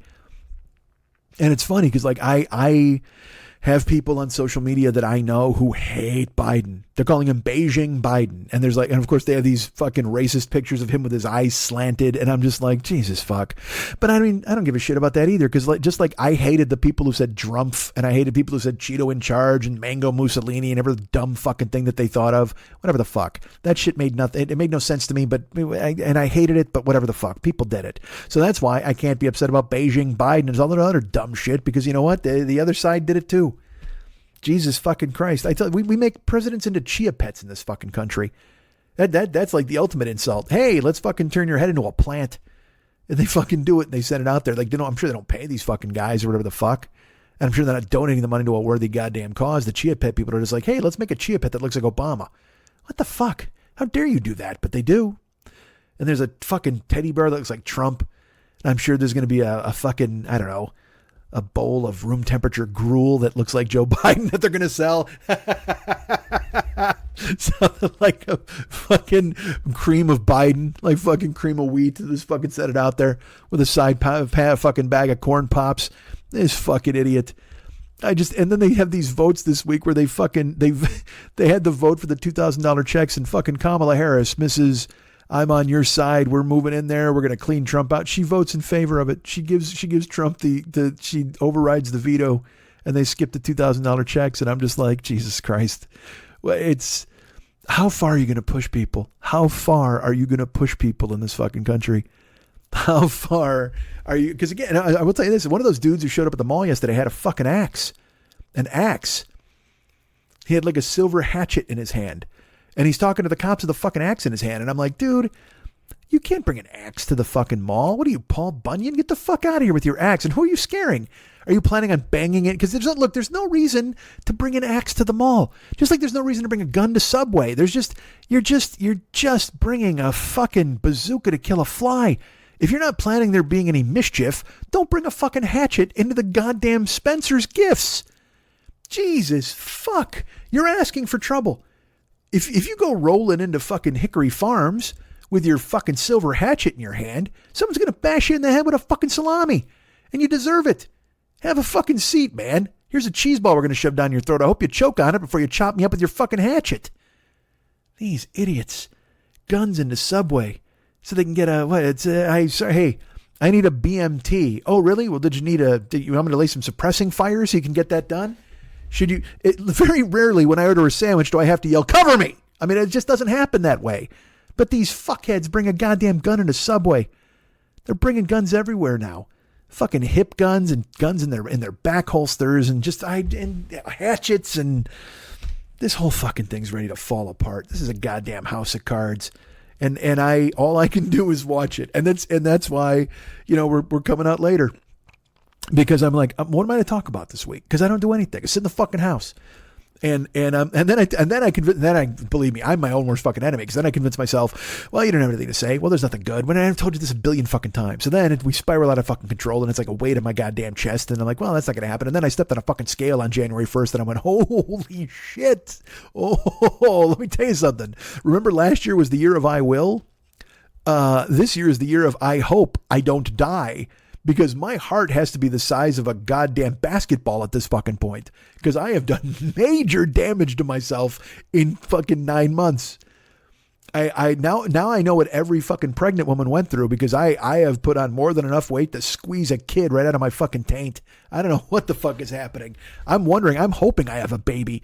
There's shit kicking around in my stomach. I don't know what the fuck it is. But Jesus, am I a mess. So now like I'm preparing, and again, I actually considered this too. I was like, well, should this year be the positivity where we this is the show where we look forward to this year and we go, you know what? Here's the good things that are going to happen. Well, let's do this and let's move forward and let's make these good things happen. And it's like, I got fucking, I don't know. I can't talk like that right now because I have no positivity. I can pretend that I'm going to stop. Hey, you know what? I'm going to climb out of my noodle coffin and I'm going to stop. I'm going to eat healthy. But then when I say I'm going to eat healthy, I'm going to make, I have my Instant Pot. Like I thought about making beef stew and I'm like, oh, that's what I want. That's right when I think I'm fine. Like I went to Lenny's for fucking New Year's Day and we watched Notre Dame. We watched the football games. That was totally fun. And I brought over a fucking deep dish pizza. I'm a fucking idiot. He's like, hey man, I'll come over and I'll make black eyed peas for the New Year. He goes, but I won't make it until the second game. So I went early for the fucking Notre Dame game and I brought a pizza for lunch because I got a gift card for fucking Christmas. And so I brought a deep dish with fucking double sausage and double fucking cheese. And I know what you're asking. Did they fuck it up again? Yes, they fucked it up again. Fucking idiots. But it was free. I don't give a fuck. But I brought it in and then the guy tried to fucking steal money from me. I mean, that's a long story. So, but I brought the pizza over and then Lenny made fucking black-eyed peas with turkey Italian sausage in them and over rice made with chicken stock. And dudes, I was eating it and it just tastes like home. It tastes like growing up. I love home cooked food. I never make it. And because I'm alone, I think to myself, I should make something in the Instant Pot. And now it's cold. So I'm like, oh, you know what I want? I want a beef stew. That's what I fucking want. I just want to make a goddamn, cause I made some beef stew, some badass beef stew. When I was fucking dating Jill, you know, I was at her house. I made fucking carnitas in the slow cooker before. I made fucking the beef stew for her and shit like that. And oh my God, was it great? And red wine in it and fucking some fucking Beaujolais. You know what I mean? Just a crusty. Here's what you do. Here's the fucking thing that you do with a goddamn stew. You know, because it's winter weather. It's got that fucking gravy, which is rocking. And gravy's good and the stew's good. But you know what? You want to soak up all the fucking gravy. Here's what you do. You get like because I'm not a crusty bread dude. Like French bread is fine. It's not my thing that I don't like a sandwich on a crusty French bread. But if I'm eating like a fucking hearty soup or a stew, give me a crusty motherfucking French bread, preferably hot right out of the bakery, and you bring that shit home, then you fucking whack it up, and here's what you do. You put a half a stick of butter on a big piece of fucking crusty bread, and then you put your stew on top of it. Oh, dudes, you put it in the bottom of the bowl, and then you cover the butter and the bread. It's just, so then the butter and the bread melts into the stew, and it turns into this fucking completely different thing, and it's just this... Oh, it's, you know what? It's like a gravy tampon. Like it soaks it all the fuck up and you're just ready to fucking chow down. It's just a gravy tampon surrounded by beef, carrots, potatoes, pearl onions. Woo-hoo-hoo-hoo. That's good goddamn eating, baby. But the thing is, I can't make a fucking stew because if I make a stew, I'll eat it for fucking, it's 10 pounds. And I know you're like, well, why don't you alter that recipe? Because then I'll fuck it up. I know I will. If I put in one wrong splash of wine or whatever, because then you fuck up a whole batch. And I can't fuck up a whole batch of stew. I know how to cook for a bunch of people. I can't cook for one dude, even though I'm only one dude, but I eat like a bunch of people, so it comes in fucking handy. But then you make a fucking big fucking thing of stew, and I eat it for like 2 days in a row, and then I'll even eat it for the third day in a row, and then I'm like, I can't. I gotta fuck. And then Lenny's like, freeze it, man. Hey, man, freeze it. I'm like, I can't freeze this shit. Because then I'll forget about it and I won't eat until like fucking July. I'll open it up. And you don't want to eat a gravy tampon in July. It's all hot outside. And you're like, oh, maybe I'll heat up some gravy. Oh, nobody wants to eat any fucking gravy in July. Gravy's not a summer food. Step off, gravy. Know your fucking place. You know what? Show up in October and then stay till fucking March. And then adios, gravy. Go back into your hole. Go back into your gravy hole. All right. So I went to Lenny's and I had fucking big black-eyed peas and ate it. And I was like, I saw my weight and I'm like, all right, well, let's do this. We got, you know what? I'm going to walk every day or I'm going to cook now. I'm going to do all these things. But I literally have like 6 bags of potato chips in my house right now. I got a bag of fucking like plain because I got a French onion dip with it. I got some sour cream and onion working. I got chips. I still got half a pumpkin pie in my house. All my candy's gone. I will tell you that. All of my chocolate candy's gone. No, it isn't. Bullshit. I forgot that my buddy Double J gave me a fucking the bar none. I got still. Remember I said all my candy was gone a second ago? I meant to say that I have 24 candy bars left. So it's kind of the same thing. But I was going to make this show like hey man, let's all jam and get ready but I can't even make that fucking commitment. I want to. But what am I going to do? Where am I going to go? There's no gym. I can't go to the gym and get the fucking germ. The germ is out there lurking. What I want to do is I want to try to get a routine. Like I'm going to try to do this slowly or at least normally where I'm like, all right, you know what I'll do? I'll start getting up a little earlier. And then right when I get up, I'll go for a walk. What if I went for a walk in the morning? What if I had a constitutional? Do I seem like the kind of guy who needs a fucking constitutional? Do you think I'm a guy who should take the morning air? Maybe I am. Maybe I'm a constitutional dude going forward. That's what I should be. But that's what I'm saying. I don't know. It's already January 4th. We're already 4 days into the fucking new year and I got no plan. I wanted to have a plan. Last year it was the year of I will. Let's fucking do this. And then it was for 2 months, but then everything went to fucking hell and so did I. So now I got to clamber out of this fucking, this ridiculous rye bread coffin I've built for myself. This fucking carb grave I have to fucking emerge from stronger and ready to make an effort. And let's hope I do, right? Let's all root for me. God bless America, and God bless your friend Mike Schmidt, the podcaster, because this is the year that he turns it around. This is the year that Mike beats the stomach. This is the year that Mike gets fucking control of himself and keeps it, right? This is the year Mike decides that he loves himself enough to care enough about himself to make the effort to make himself the best person he could possibly be. Isn't that true? Isn't it? You guys can get me at Mike at MikeSchmidtComedy.com. Let's do this over. I don't give a fuck.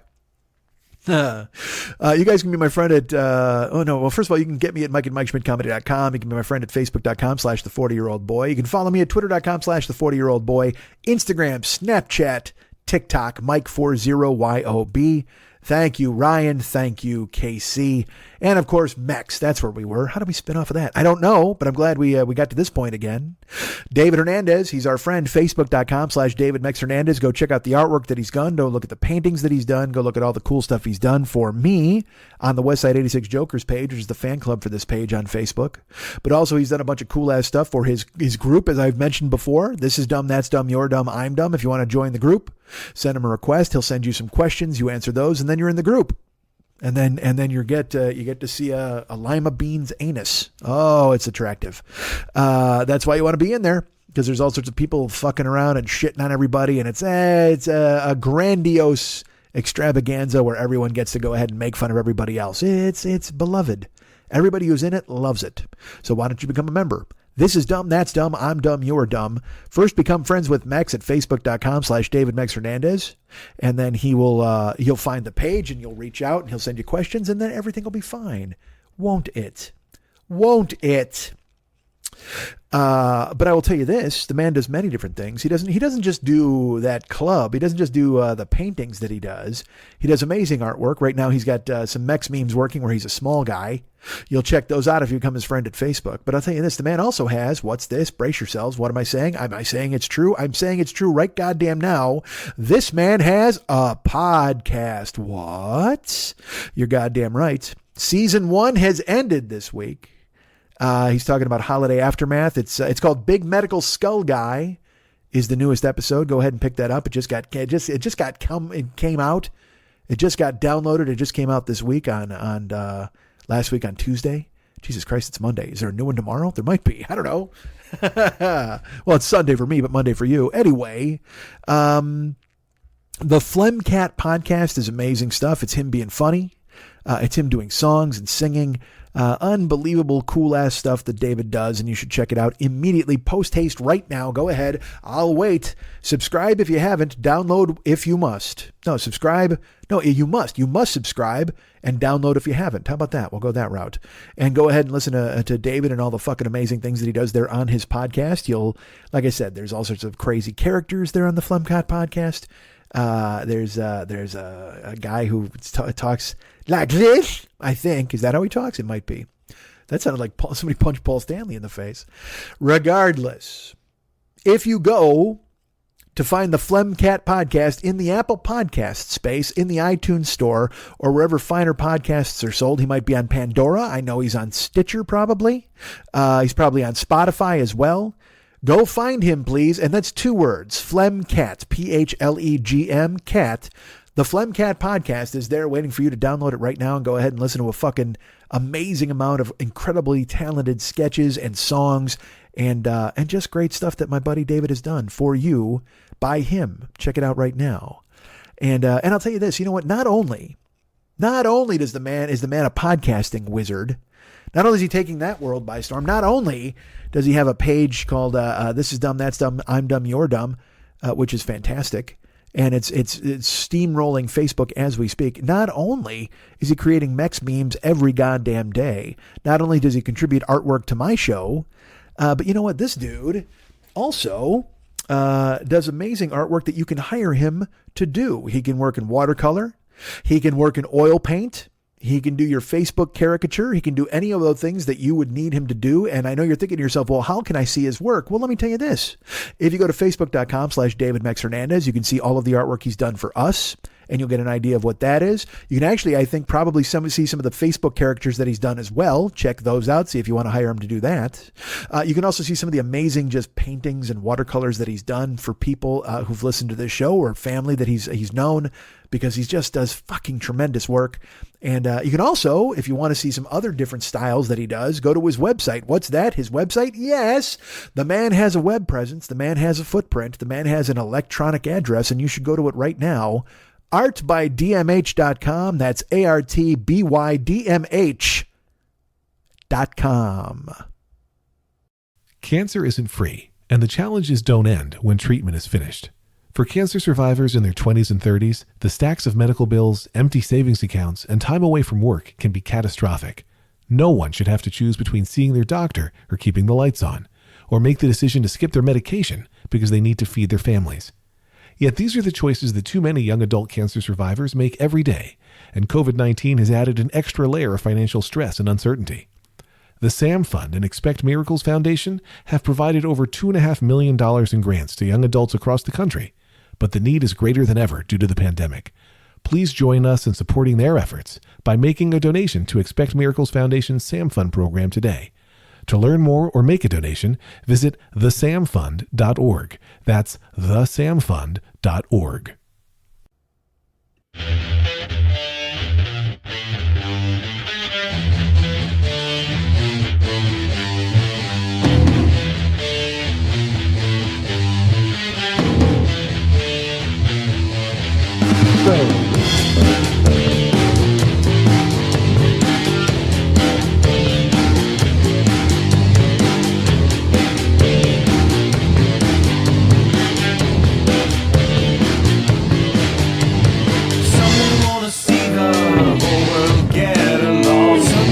See it all go right. Then there's some who wish to see it all go wrong. Then there's some who dance around the flames at night.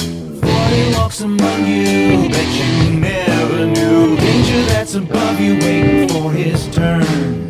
Will he be the one who'll save the world for you? Or will he be the one who'd rather watch it burn? He is deep inside his head again. He can't hear you anymore. You don't wanna be in there with him. Who will save you from his civil war? Yeah, ain't no joke. You better step aside. Don't provoke the big angry. Ain't no joke. You better run and hide. You just awoke the big angry. Don't you get too close, cause he'll open fire on you. Don't you catch a bullet when they go astray. What you gonna do now? The story's coming true. What you gonna do now when he goes away? He is deep inside his head again. He can't hear you anymore.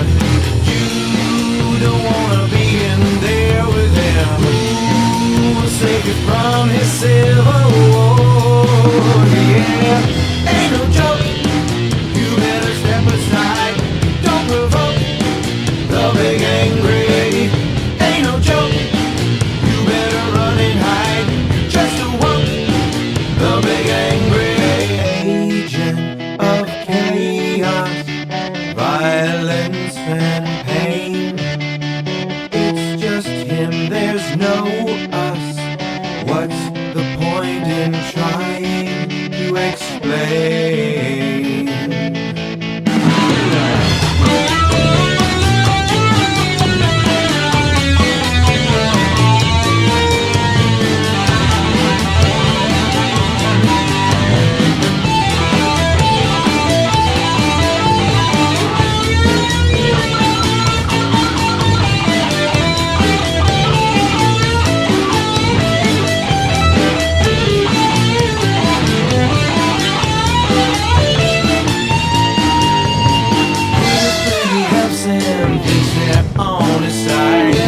Has got an answer, everybody try.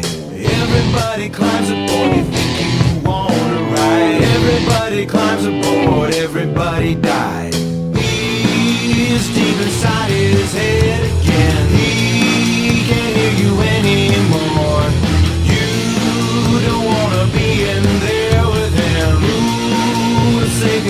comes the Civil War. Yeah, ain't no joke.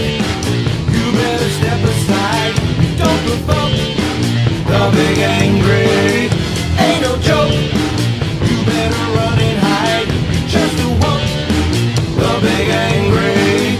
Ain't no joke. You better step aside. Don't provoke the big angry. Ain't no joke. You better run and hide. Just to walk the big angry. And in the end, the measuring tape is equal to the cake you rape.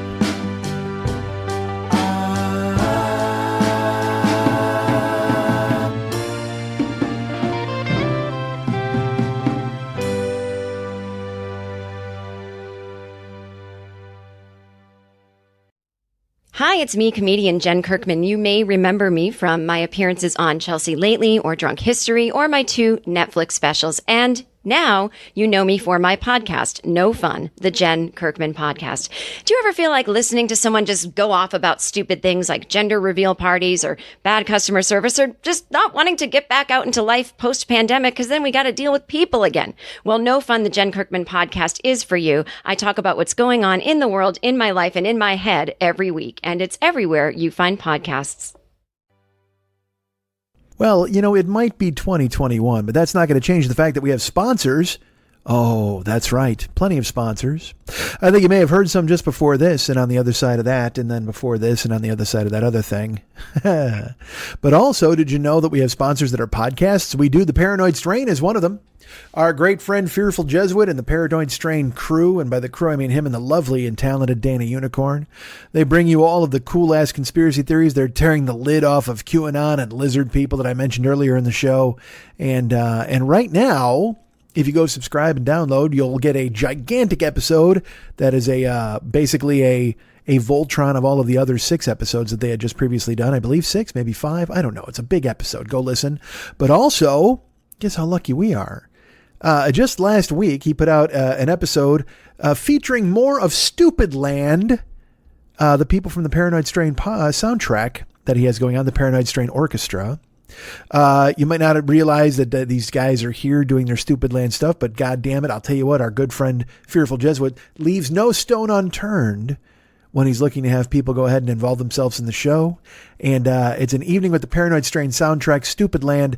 It just came out Wednesday, which was New Year's Eve. So look at this. The ball dropped in Times Square and 2 stupid Chads jumped out and made a bunch of music. And God damn it, if Fearful Jesuit didn't scoop it all up and put it on the timeline for you right now. You can get it if you... And look, if you've already subscribed, you know this. You've probably already devoured the goddamn thing. But if you didn't subscribe, do it now. Go find it in the Apple Podcast space, the iTunes Store, or Spotify, or wherever you get good podcasts. You're going to find the Paranoid Strain podcast with our friend Fearful Jesuit and his faithful partner, sidekick, whatever you want to call her, Dana Unicorn. And I've talked to him, and I know what he's got coming up in the new year, so you definitely want to go ahead and subscribe right now. Go ahead and leave a review in the iTunes Store, if you would, and mention me. Why not? I'm a narcissist. Go ahead and throw my fucking name in there. Go ahead and tell everybody you heard about the show from me. If you'd like to write Fearful Jesuit a note, you can. Here's the email address: theparanoidstrain@gmail.com. theparanoidstrain@gmail.com. Go ahead and write him a note and tell him, hey, what's up, man? Hope you're good. And he'll say, I'm good. And you'll say, that's great. And he'll say, okay, bye. And you'll say, bye. But also tell him in that note that you found the show through me and you love me and you love him and you love us both. And you'd love to see the two of us just fucking making out. Maybe you don't mention that. Let's not go that far. But tell him you love the show and you love this show and that show and your show and my show. You love all of these shows. You love all of them together. Particularly the Paranoid Strain, because they sponsor us, man. I mean, look, you love us, but you and I don't know who the us is. It's the colloquial us. But go ahead and love the Paranoid Strain. They are also fantastic and part of Mike Schmidt's friends. My friend tree, my podcast friend tree family. Of who, and I know you're thinking to yourself, well, who else is on there? Well, first of all, before I get into that, I must continue to tell you that the Paranoid Strain is available right now in Apple podcast space. Hold on, yawning, fuck. It's all over the internet. Just put Paranoid Strain in, and it's going to leap in your face like the goddamn alien and cough up some alien babies in your stomach, and then you're going to terrify everybody at fucking breakfast. So go ahead and check it out. It's the Paranoid Strain podcast, available now. Subscribe, please, and listen to Cool Ass Things, because that's all he puts out is some fucking cool ass things, man. I just went adjusted in my chair there. Did you hear that squeaking? I think you did. I mentioned podcasts and I mentioned family. Did you know that there's a Misfit Toys podcast co-op? I'll bet you did. That's me. Hi, I'm in it. My name's Mike. I'm in the Misfit Toys podcast co-op along with our good friends Jimmy and Matt and Elliot and Garen over at Never Not Funny, which is a fantastic show that I've been involved in the past. And also Doug Benson hosts Doug Love Movies. Doug Love Movies? Doug Loves Movies. I can't jip that man out of a consonant. Doug Benson hosts Doug Loves Movies. Todd Glass hosts the Todd Glass Show. And of course, Jen Kirkman is hosting No Fun with Jen Kirkman. And Jen's also got her fucking thing tricked out to do audio and video, just like Never Not Funny. It's these people, it's amazing the leaps they've made into the future. And I stood still and watched them sprint past me. Aren't I smart? I had a hiccup there in the middle of it. Aren't I smart? And also, you know what? There's Jonah Ray, whom you may know and love. He's our good friend, and he's hosting the Let Me Watch Your Movie With You podcast. And that's Jonah Ray watching movies with, well, not with you, with the stars of the film. He doesn't want to watch movies with you, you peasant, you dirt eater. But if you're a celebrity and you got a movie, contact Jonah Ray and then do that, and you'll be on the podcast. Won't that be grand? It will. So Never Not Funny, Doug Loves Movies, Todd Glass Show, No Fun with Jen Kirkman, Let Me Watch Your Movie With You by Jonah Ray, all in the Misfit Toys podcast co-op with me, your friend Mike. And you can find those right now. If you Google them online, you'll check them out and love them. And you'll go ahead and subscribe to all of them in the podcast space. And you might even hear my name mentioned on them or even my voice. If I, because there's some audio drops we're all supposed to do and share and yeah, you might even hear their voices on my show. You might hear a lot of different things. You might just hear me fucking shoot myself in the fucking head. If you're a gunshot, this show's over. But please go check out the shows on the Misfit Toys Co-op. They're fantastic, and they are waiting for you right now to download and or subscribe. You want to book me for something? I bet you do. You want to book me for Cameo? I think you do. I've mentioned this before. If you're going to financially support the show, this is a very good time. So right now, folks, if you want to book me for Cameo, I'm available there right now, and I can leave you a message like our good friend Danny Mac did this week. Danny Mac from down in Long Beach booked me for a Cameo, and I yelled at him and did a bunch of stuff and talked to him. And you can go ahead. I believe he shared it on the Westside 86 Jokers page, which I was not expecting. I will tell you this, like when I do these, obviously it's personal for the person that asked for the Cameo. And so I talk to them as if I'm only talking to them. But then when everybody can see it, it always feels stupid. It's like they're eavesdropping on a phone call. It seems silly to me, but I mean, if you want to check that out, you can check it out. I believe it's on the Westside 86 Jokers page. But if you want to book me yourself, you can go to Cameo. It's bookcameo.com or get the Cameo app on your phone. Look up my face. There's me lurking. Hi. And I think you can actually watch some of the cameos that I've done. And why would you do that? Because some of them are far too long and ridiculous. I'm trying to keep them all streamlined now, although that's not always a good thing either. Because I try to do something and then it doesn't go the right way. And oh my goodness. But the bottom line is, if you want to hire me for Cameo, you can do so at bookcameo.com or on the Cameo app on your phone. If you want me to tell people that, hey man, let's all start exercising and turning a new leaf and get some resolutions here in the new year, I'll do that. If you want me to wish somebody a happy Martin Luther King Day, I can do that. That's coming up this month, right? If you want me to talk to you on Eddie Van Halen's birthday, that's at the end of this month. I'm happy to do that as well. If you want to talk about football or the Super Bowl, or you want to discuss college, whatever the fuck you want to talk about, I can make it work. Now, look, we're not discussing anything. It's just me giving you a static video as I talk in circles about a bunch of nonsense. But you like the podcast, so you like that kind of thing. So why not hire me to do it? That's $15 I got to get. That supports the show. So go ahead to bookcameo.com or get the Cameo app on your phone, download it, and go ahead and say, you know what? This is the guy I want, calling my aunt to tell her to have a fantastic holiday. What holiday? Who the fuck knows? Is there a Portuguese holiday in January? I'll wish her that. Happy Portuguese holiday there, Aunt Joan.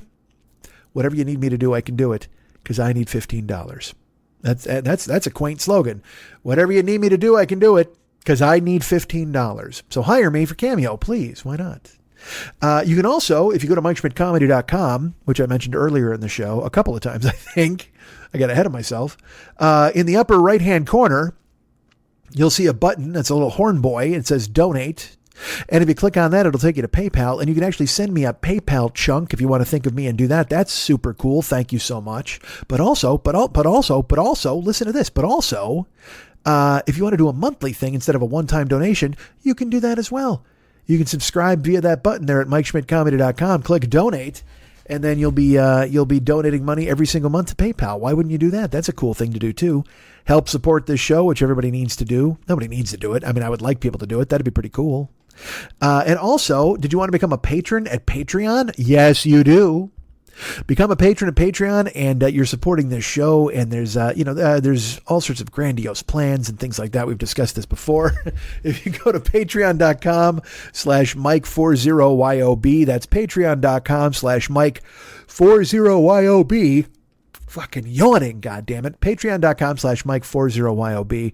You can go ahead and become a patron of this show and support the work, support the podcast, support it coming out now on Monday or Thursday or whatever, or give me a fucking break, or don't yell. But subscribe at patreon.com/Mike40YOB, like our good friend Rob, Radio Rob did. He went ahead and subscribed and became a new patron, and that made me very happy. Rob, thank you so much for thinking of me and becoming a patron and helping out the program here. That's super cool. And that gets me even closer to my goal of being a sustainable human. That's what I want to be. I want to be a guy who's able to pay for food and bills. Wouldn't that be awesome? Oh my God. Now look, I want to get on the road. I want to have merch. I want to see you people. There's a million things I want to do, but you know what I need to do? I need to pay my rent, and I need to pay some bills. And everybody who books me at Cameo, like Danny Mac, everybody who books me at Patreon.com or becomes a patron, like our good friend Radio Rob, well, then you guys are helping me toward my ultimate goal of continuing to draw breath. Thank you so much for that. You guys are the best for thinking of me. So go to patreon.com/Mike40YOB and support the show that way. Go to Cameo, go to MikeSchmidtComedy.com, click on the little button in the right-hand corner up top, and go to PayPal.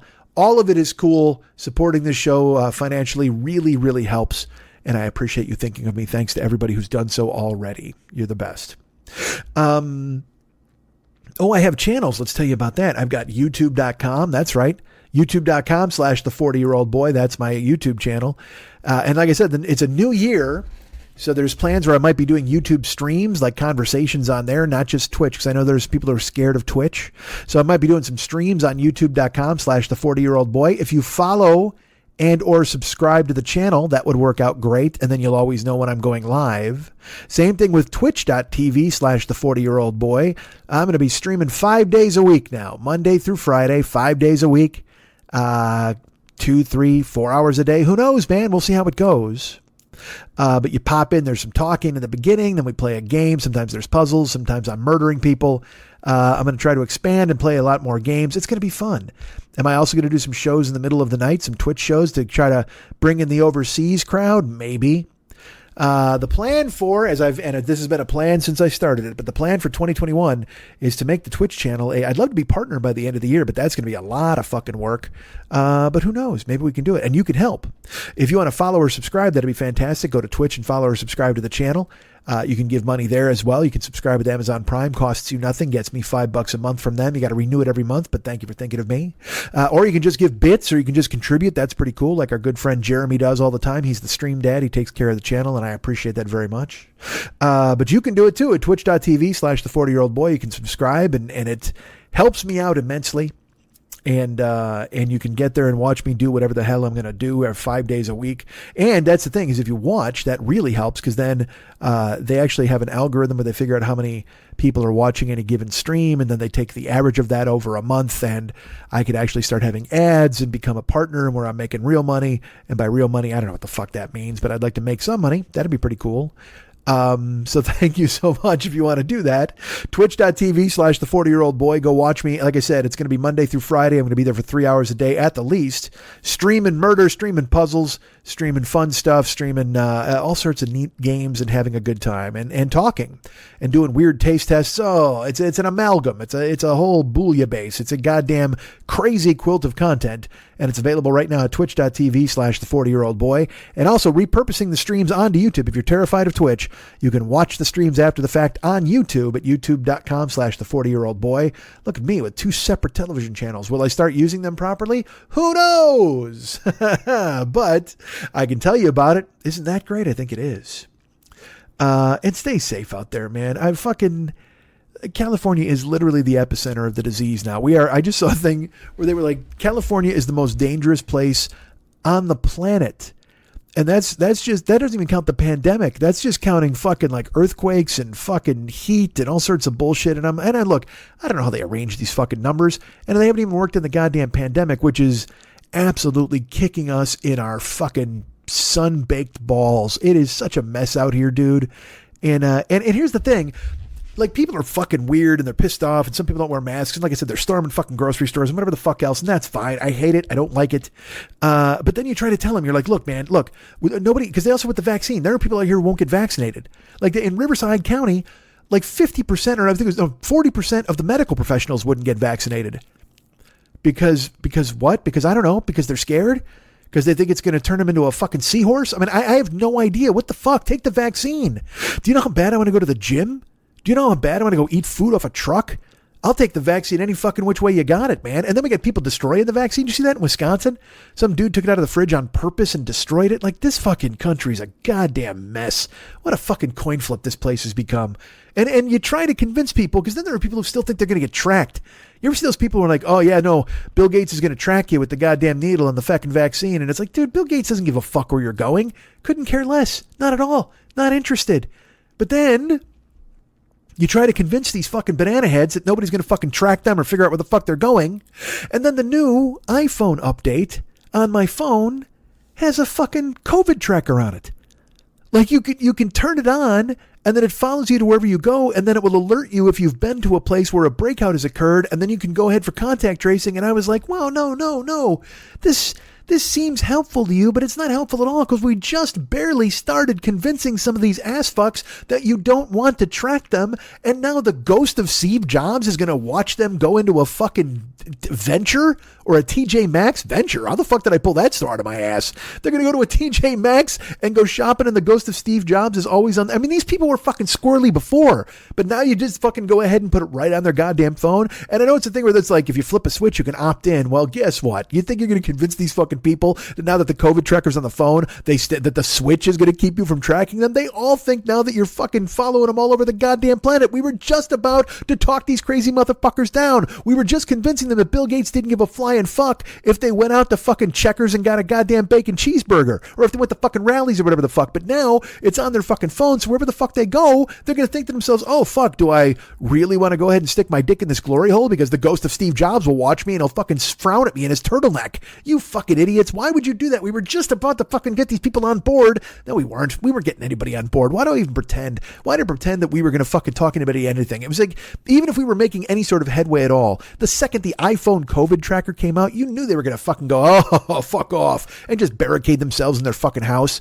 Just use their iPhones as targets, and now they use the Android phone or whatever the fuck, or cans and string, which is a lot more befitting these motherfuckers and the way they fucking handle their goddamn business. That's it. Just you Jedediah motherfuckers, you Jebs, you fucking Ezekiels, just hide in your log cabin behind your hedges with your fucking rifle and your barefoot ass talking on cans and strings as you start to plan for this fucking planet to fall the fuck apart. Don't let us fucking get in your way. Don't let us just fucking separate yourself. That's all you gotta fucking do, man. Nobody wants to fucking see you guys and your bullshit. Just go fucking grow your beards in fucking peace and leave us the fuck alone. Nobody gives a flying fuck about tracking you or where you're at or your moonshine plant or your fucking opossum eating bullshit. Go eat all the fucking small critters you can shoot and leave us the fuck out of it here in the cities, goddammit. Let city people be city people. You know what, Country Mouse? We don't give a fuck about giving you the goddamn medicine. You go ahead and boil up some fucking roots and stir it up with some gasoline and Vaseline and put it on your fucking arm and see if that goes ahead and fixes your goddamn fucking.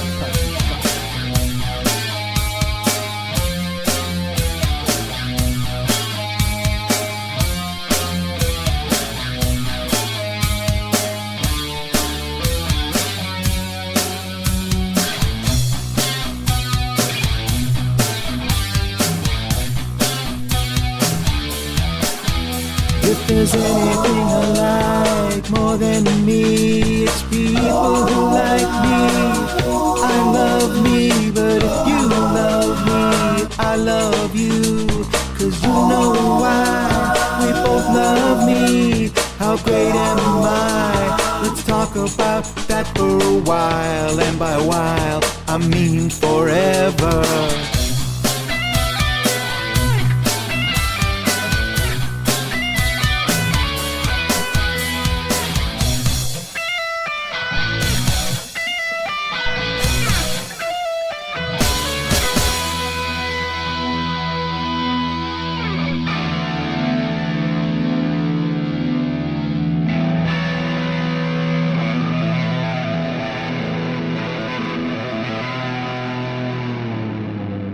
Charlie Doe Podcast.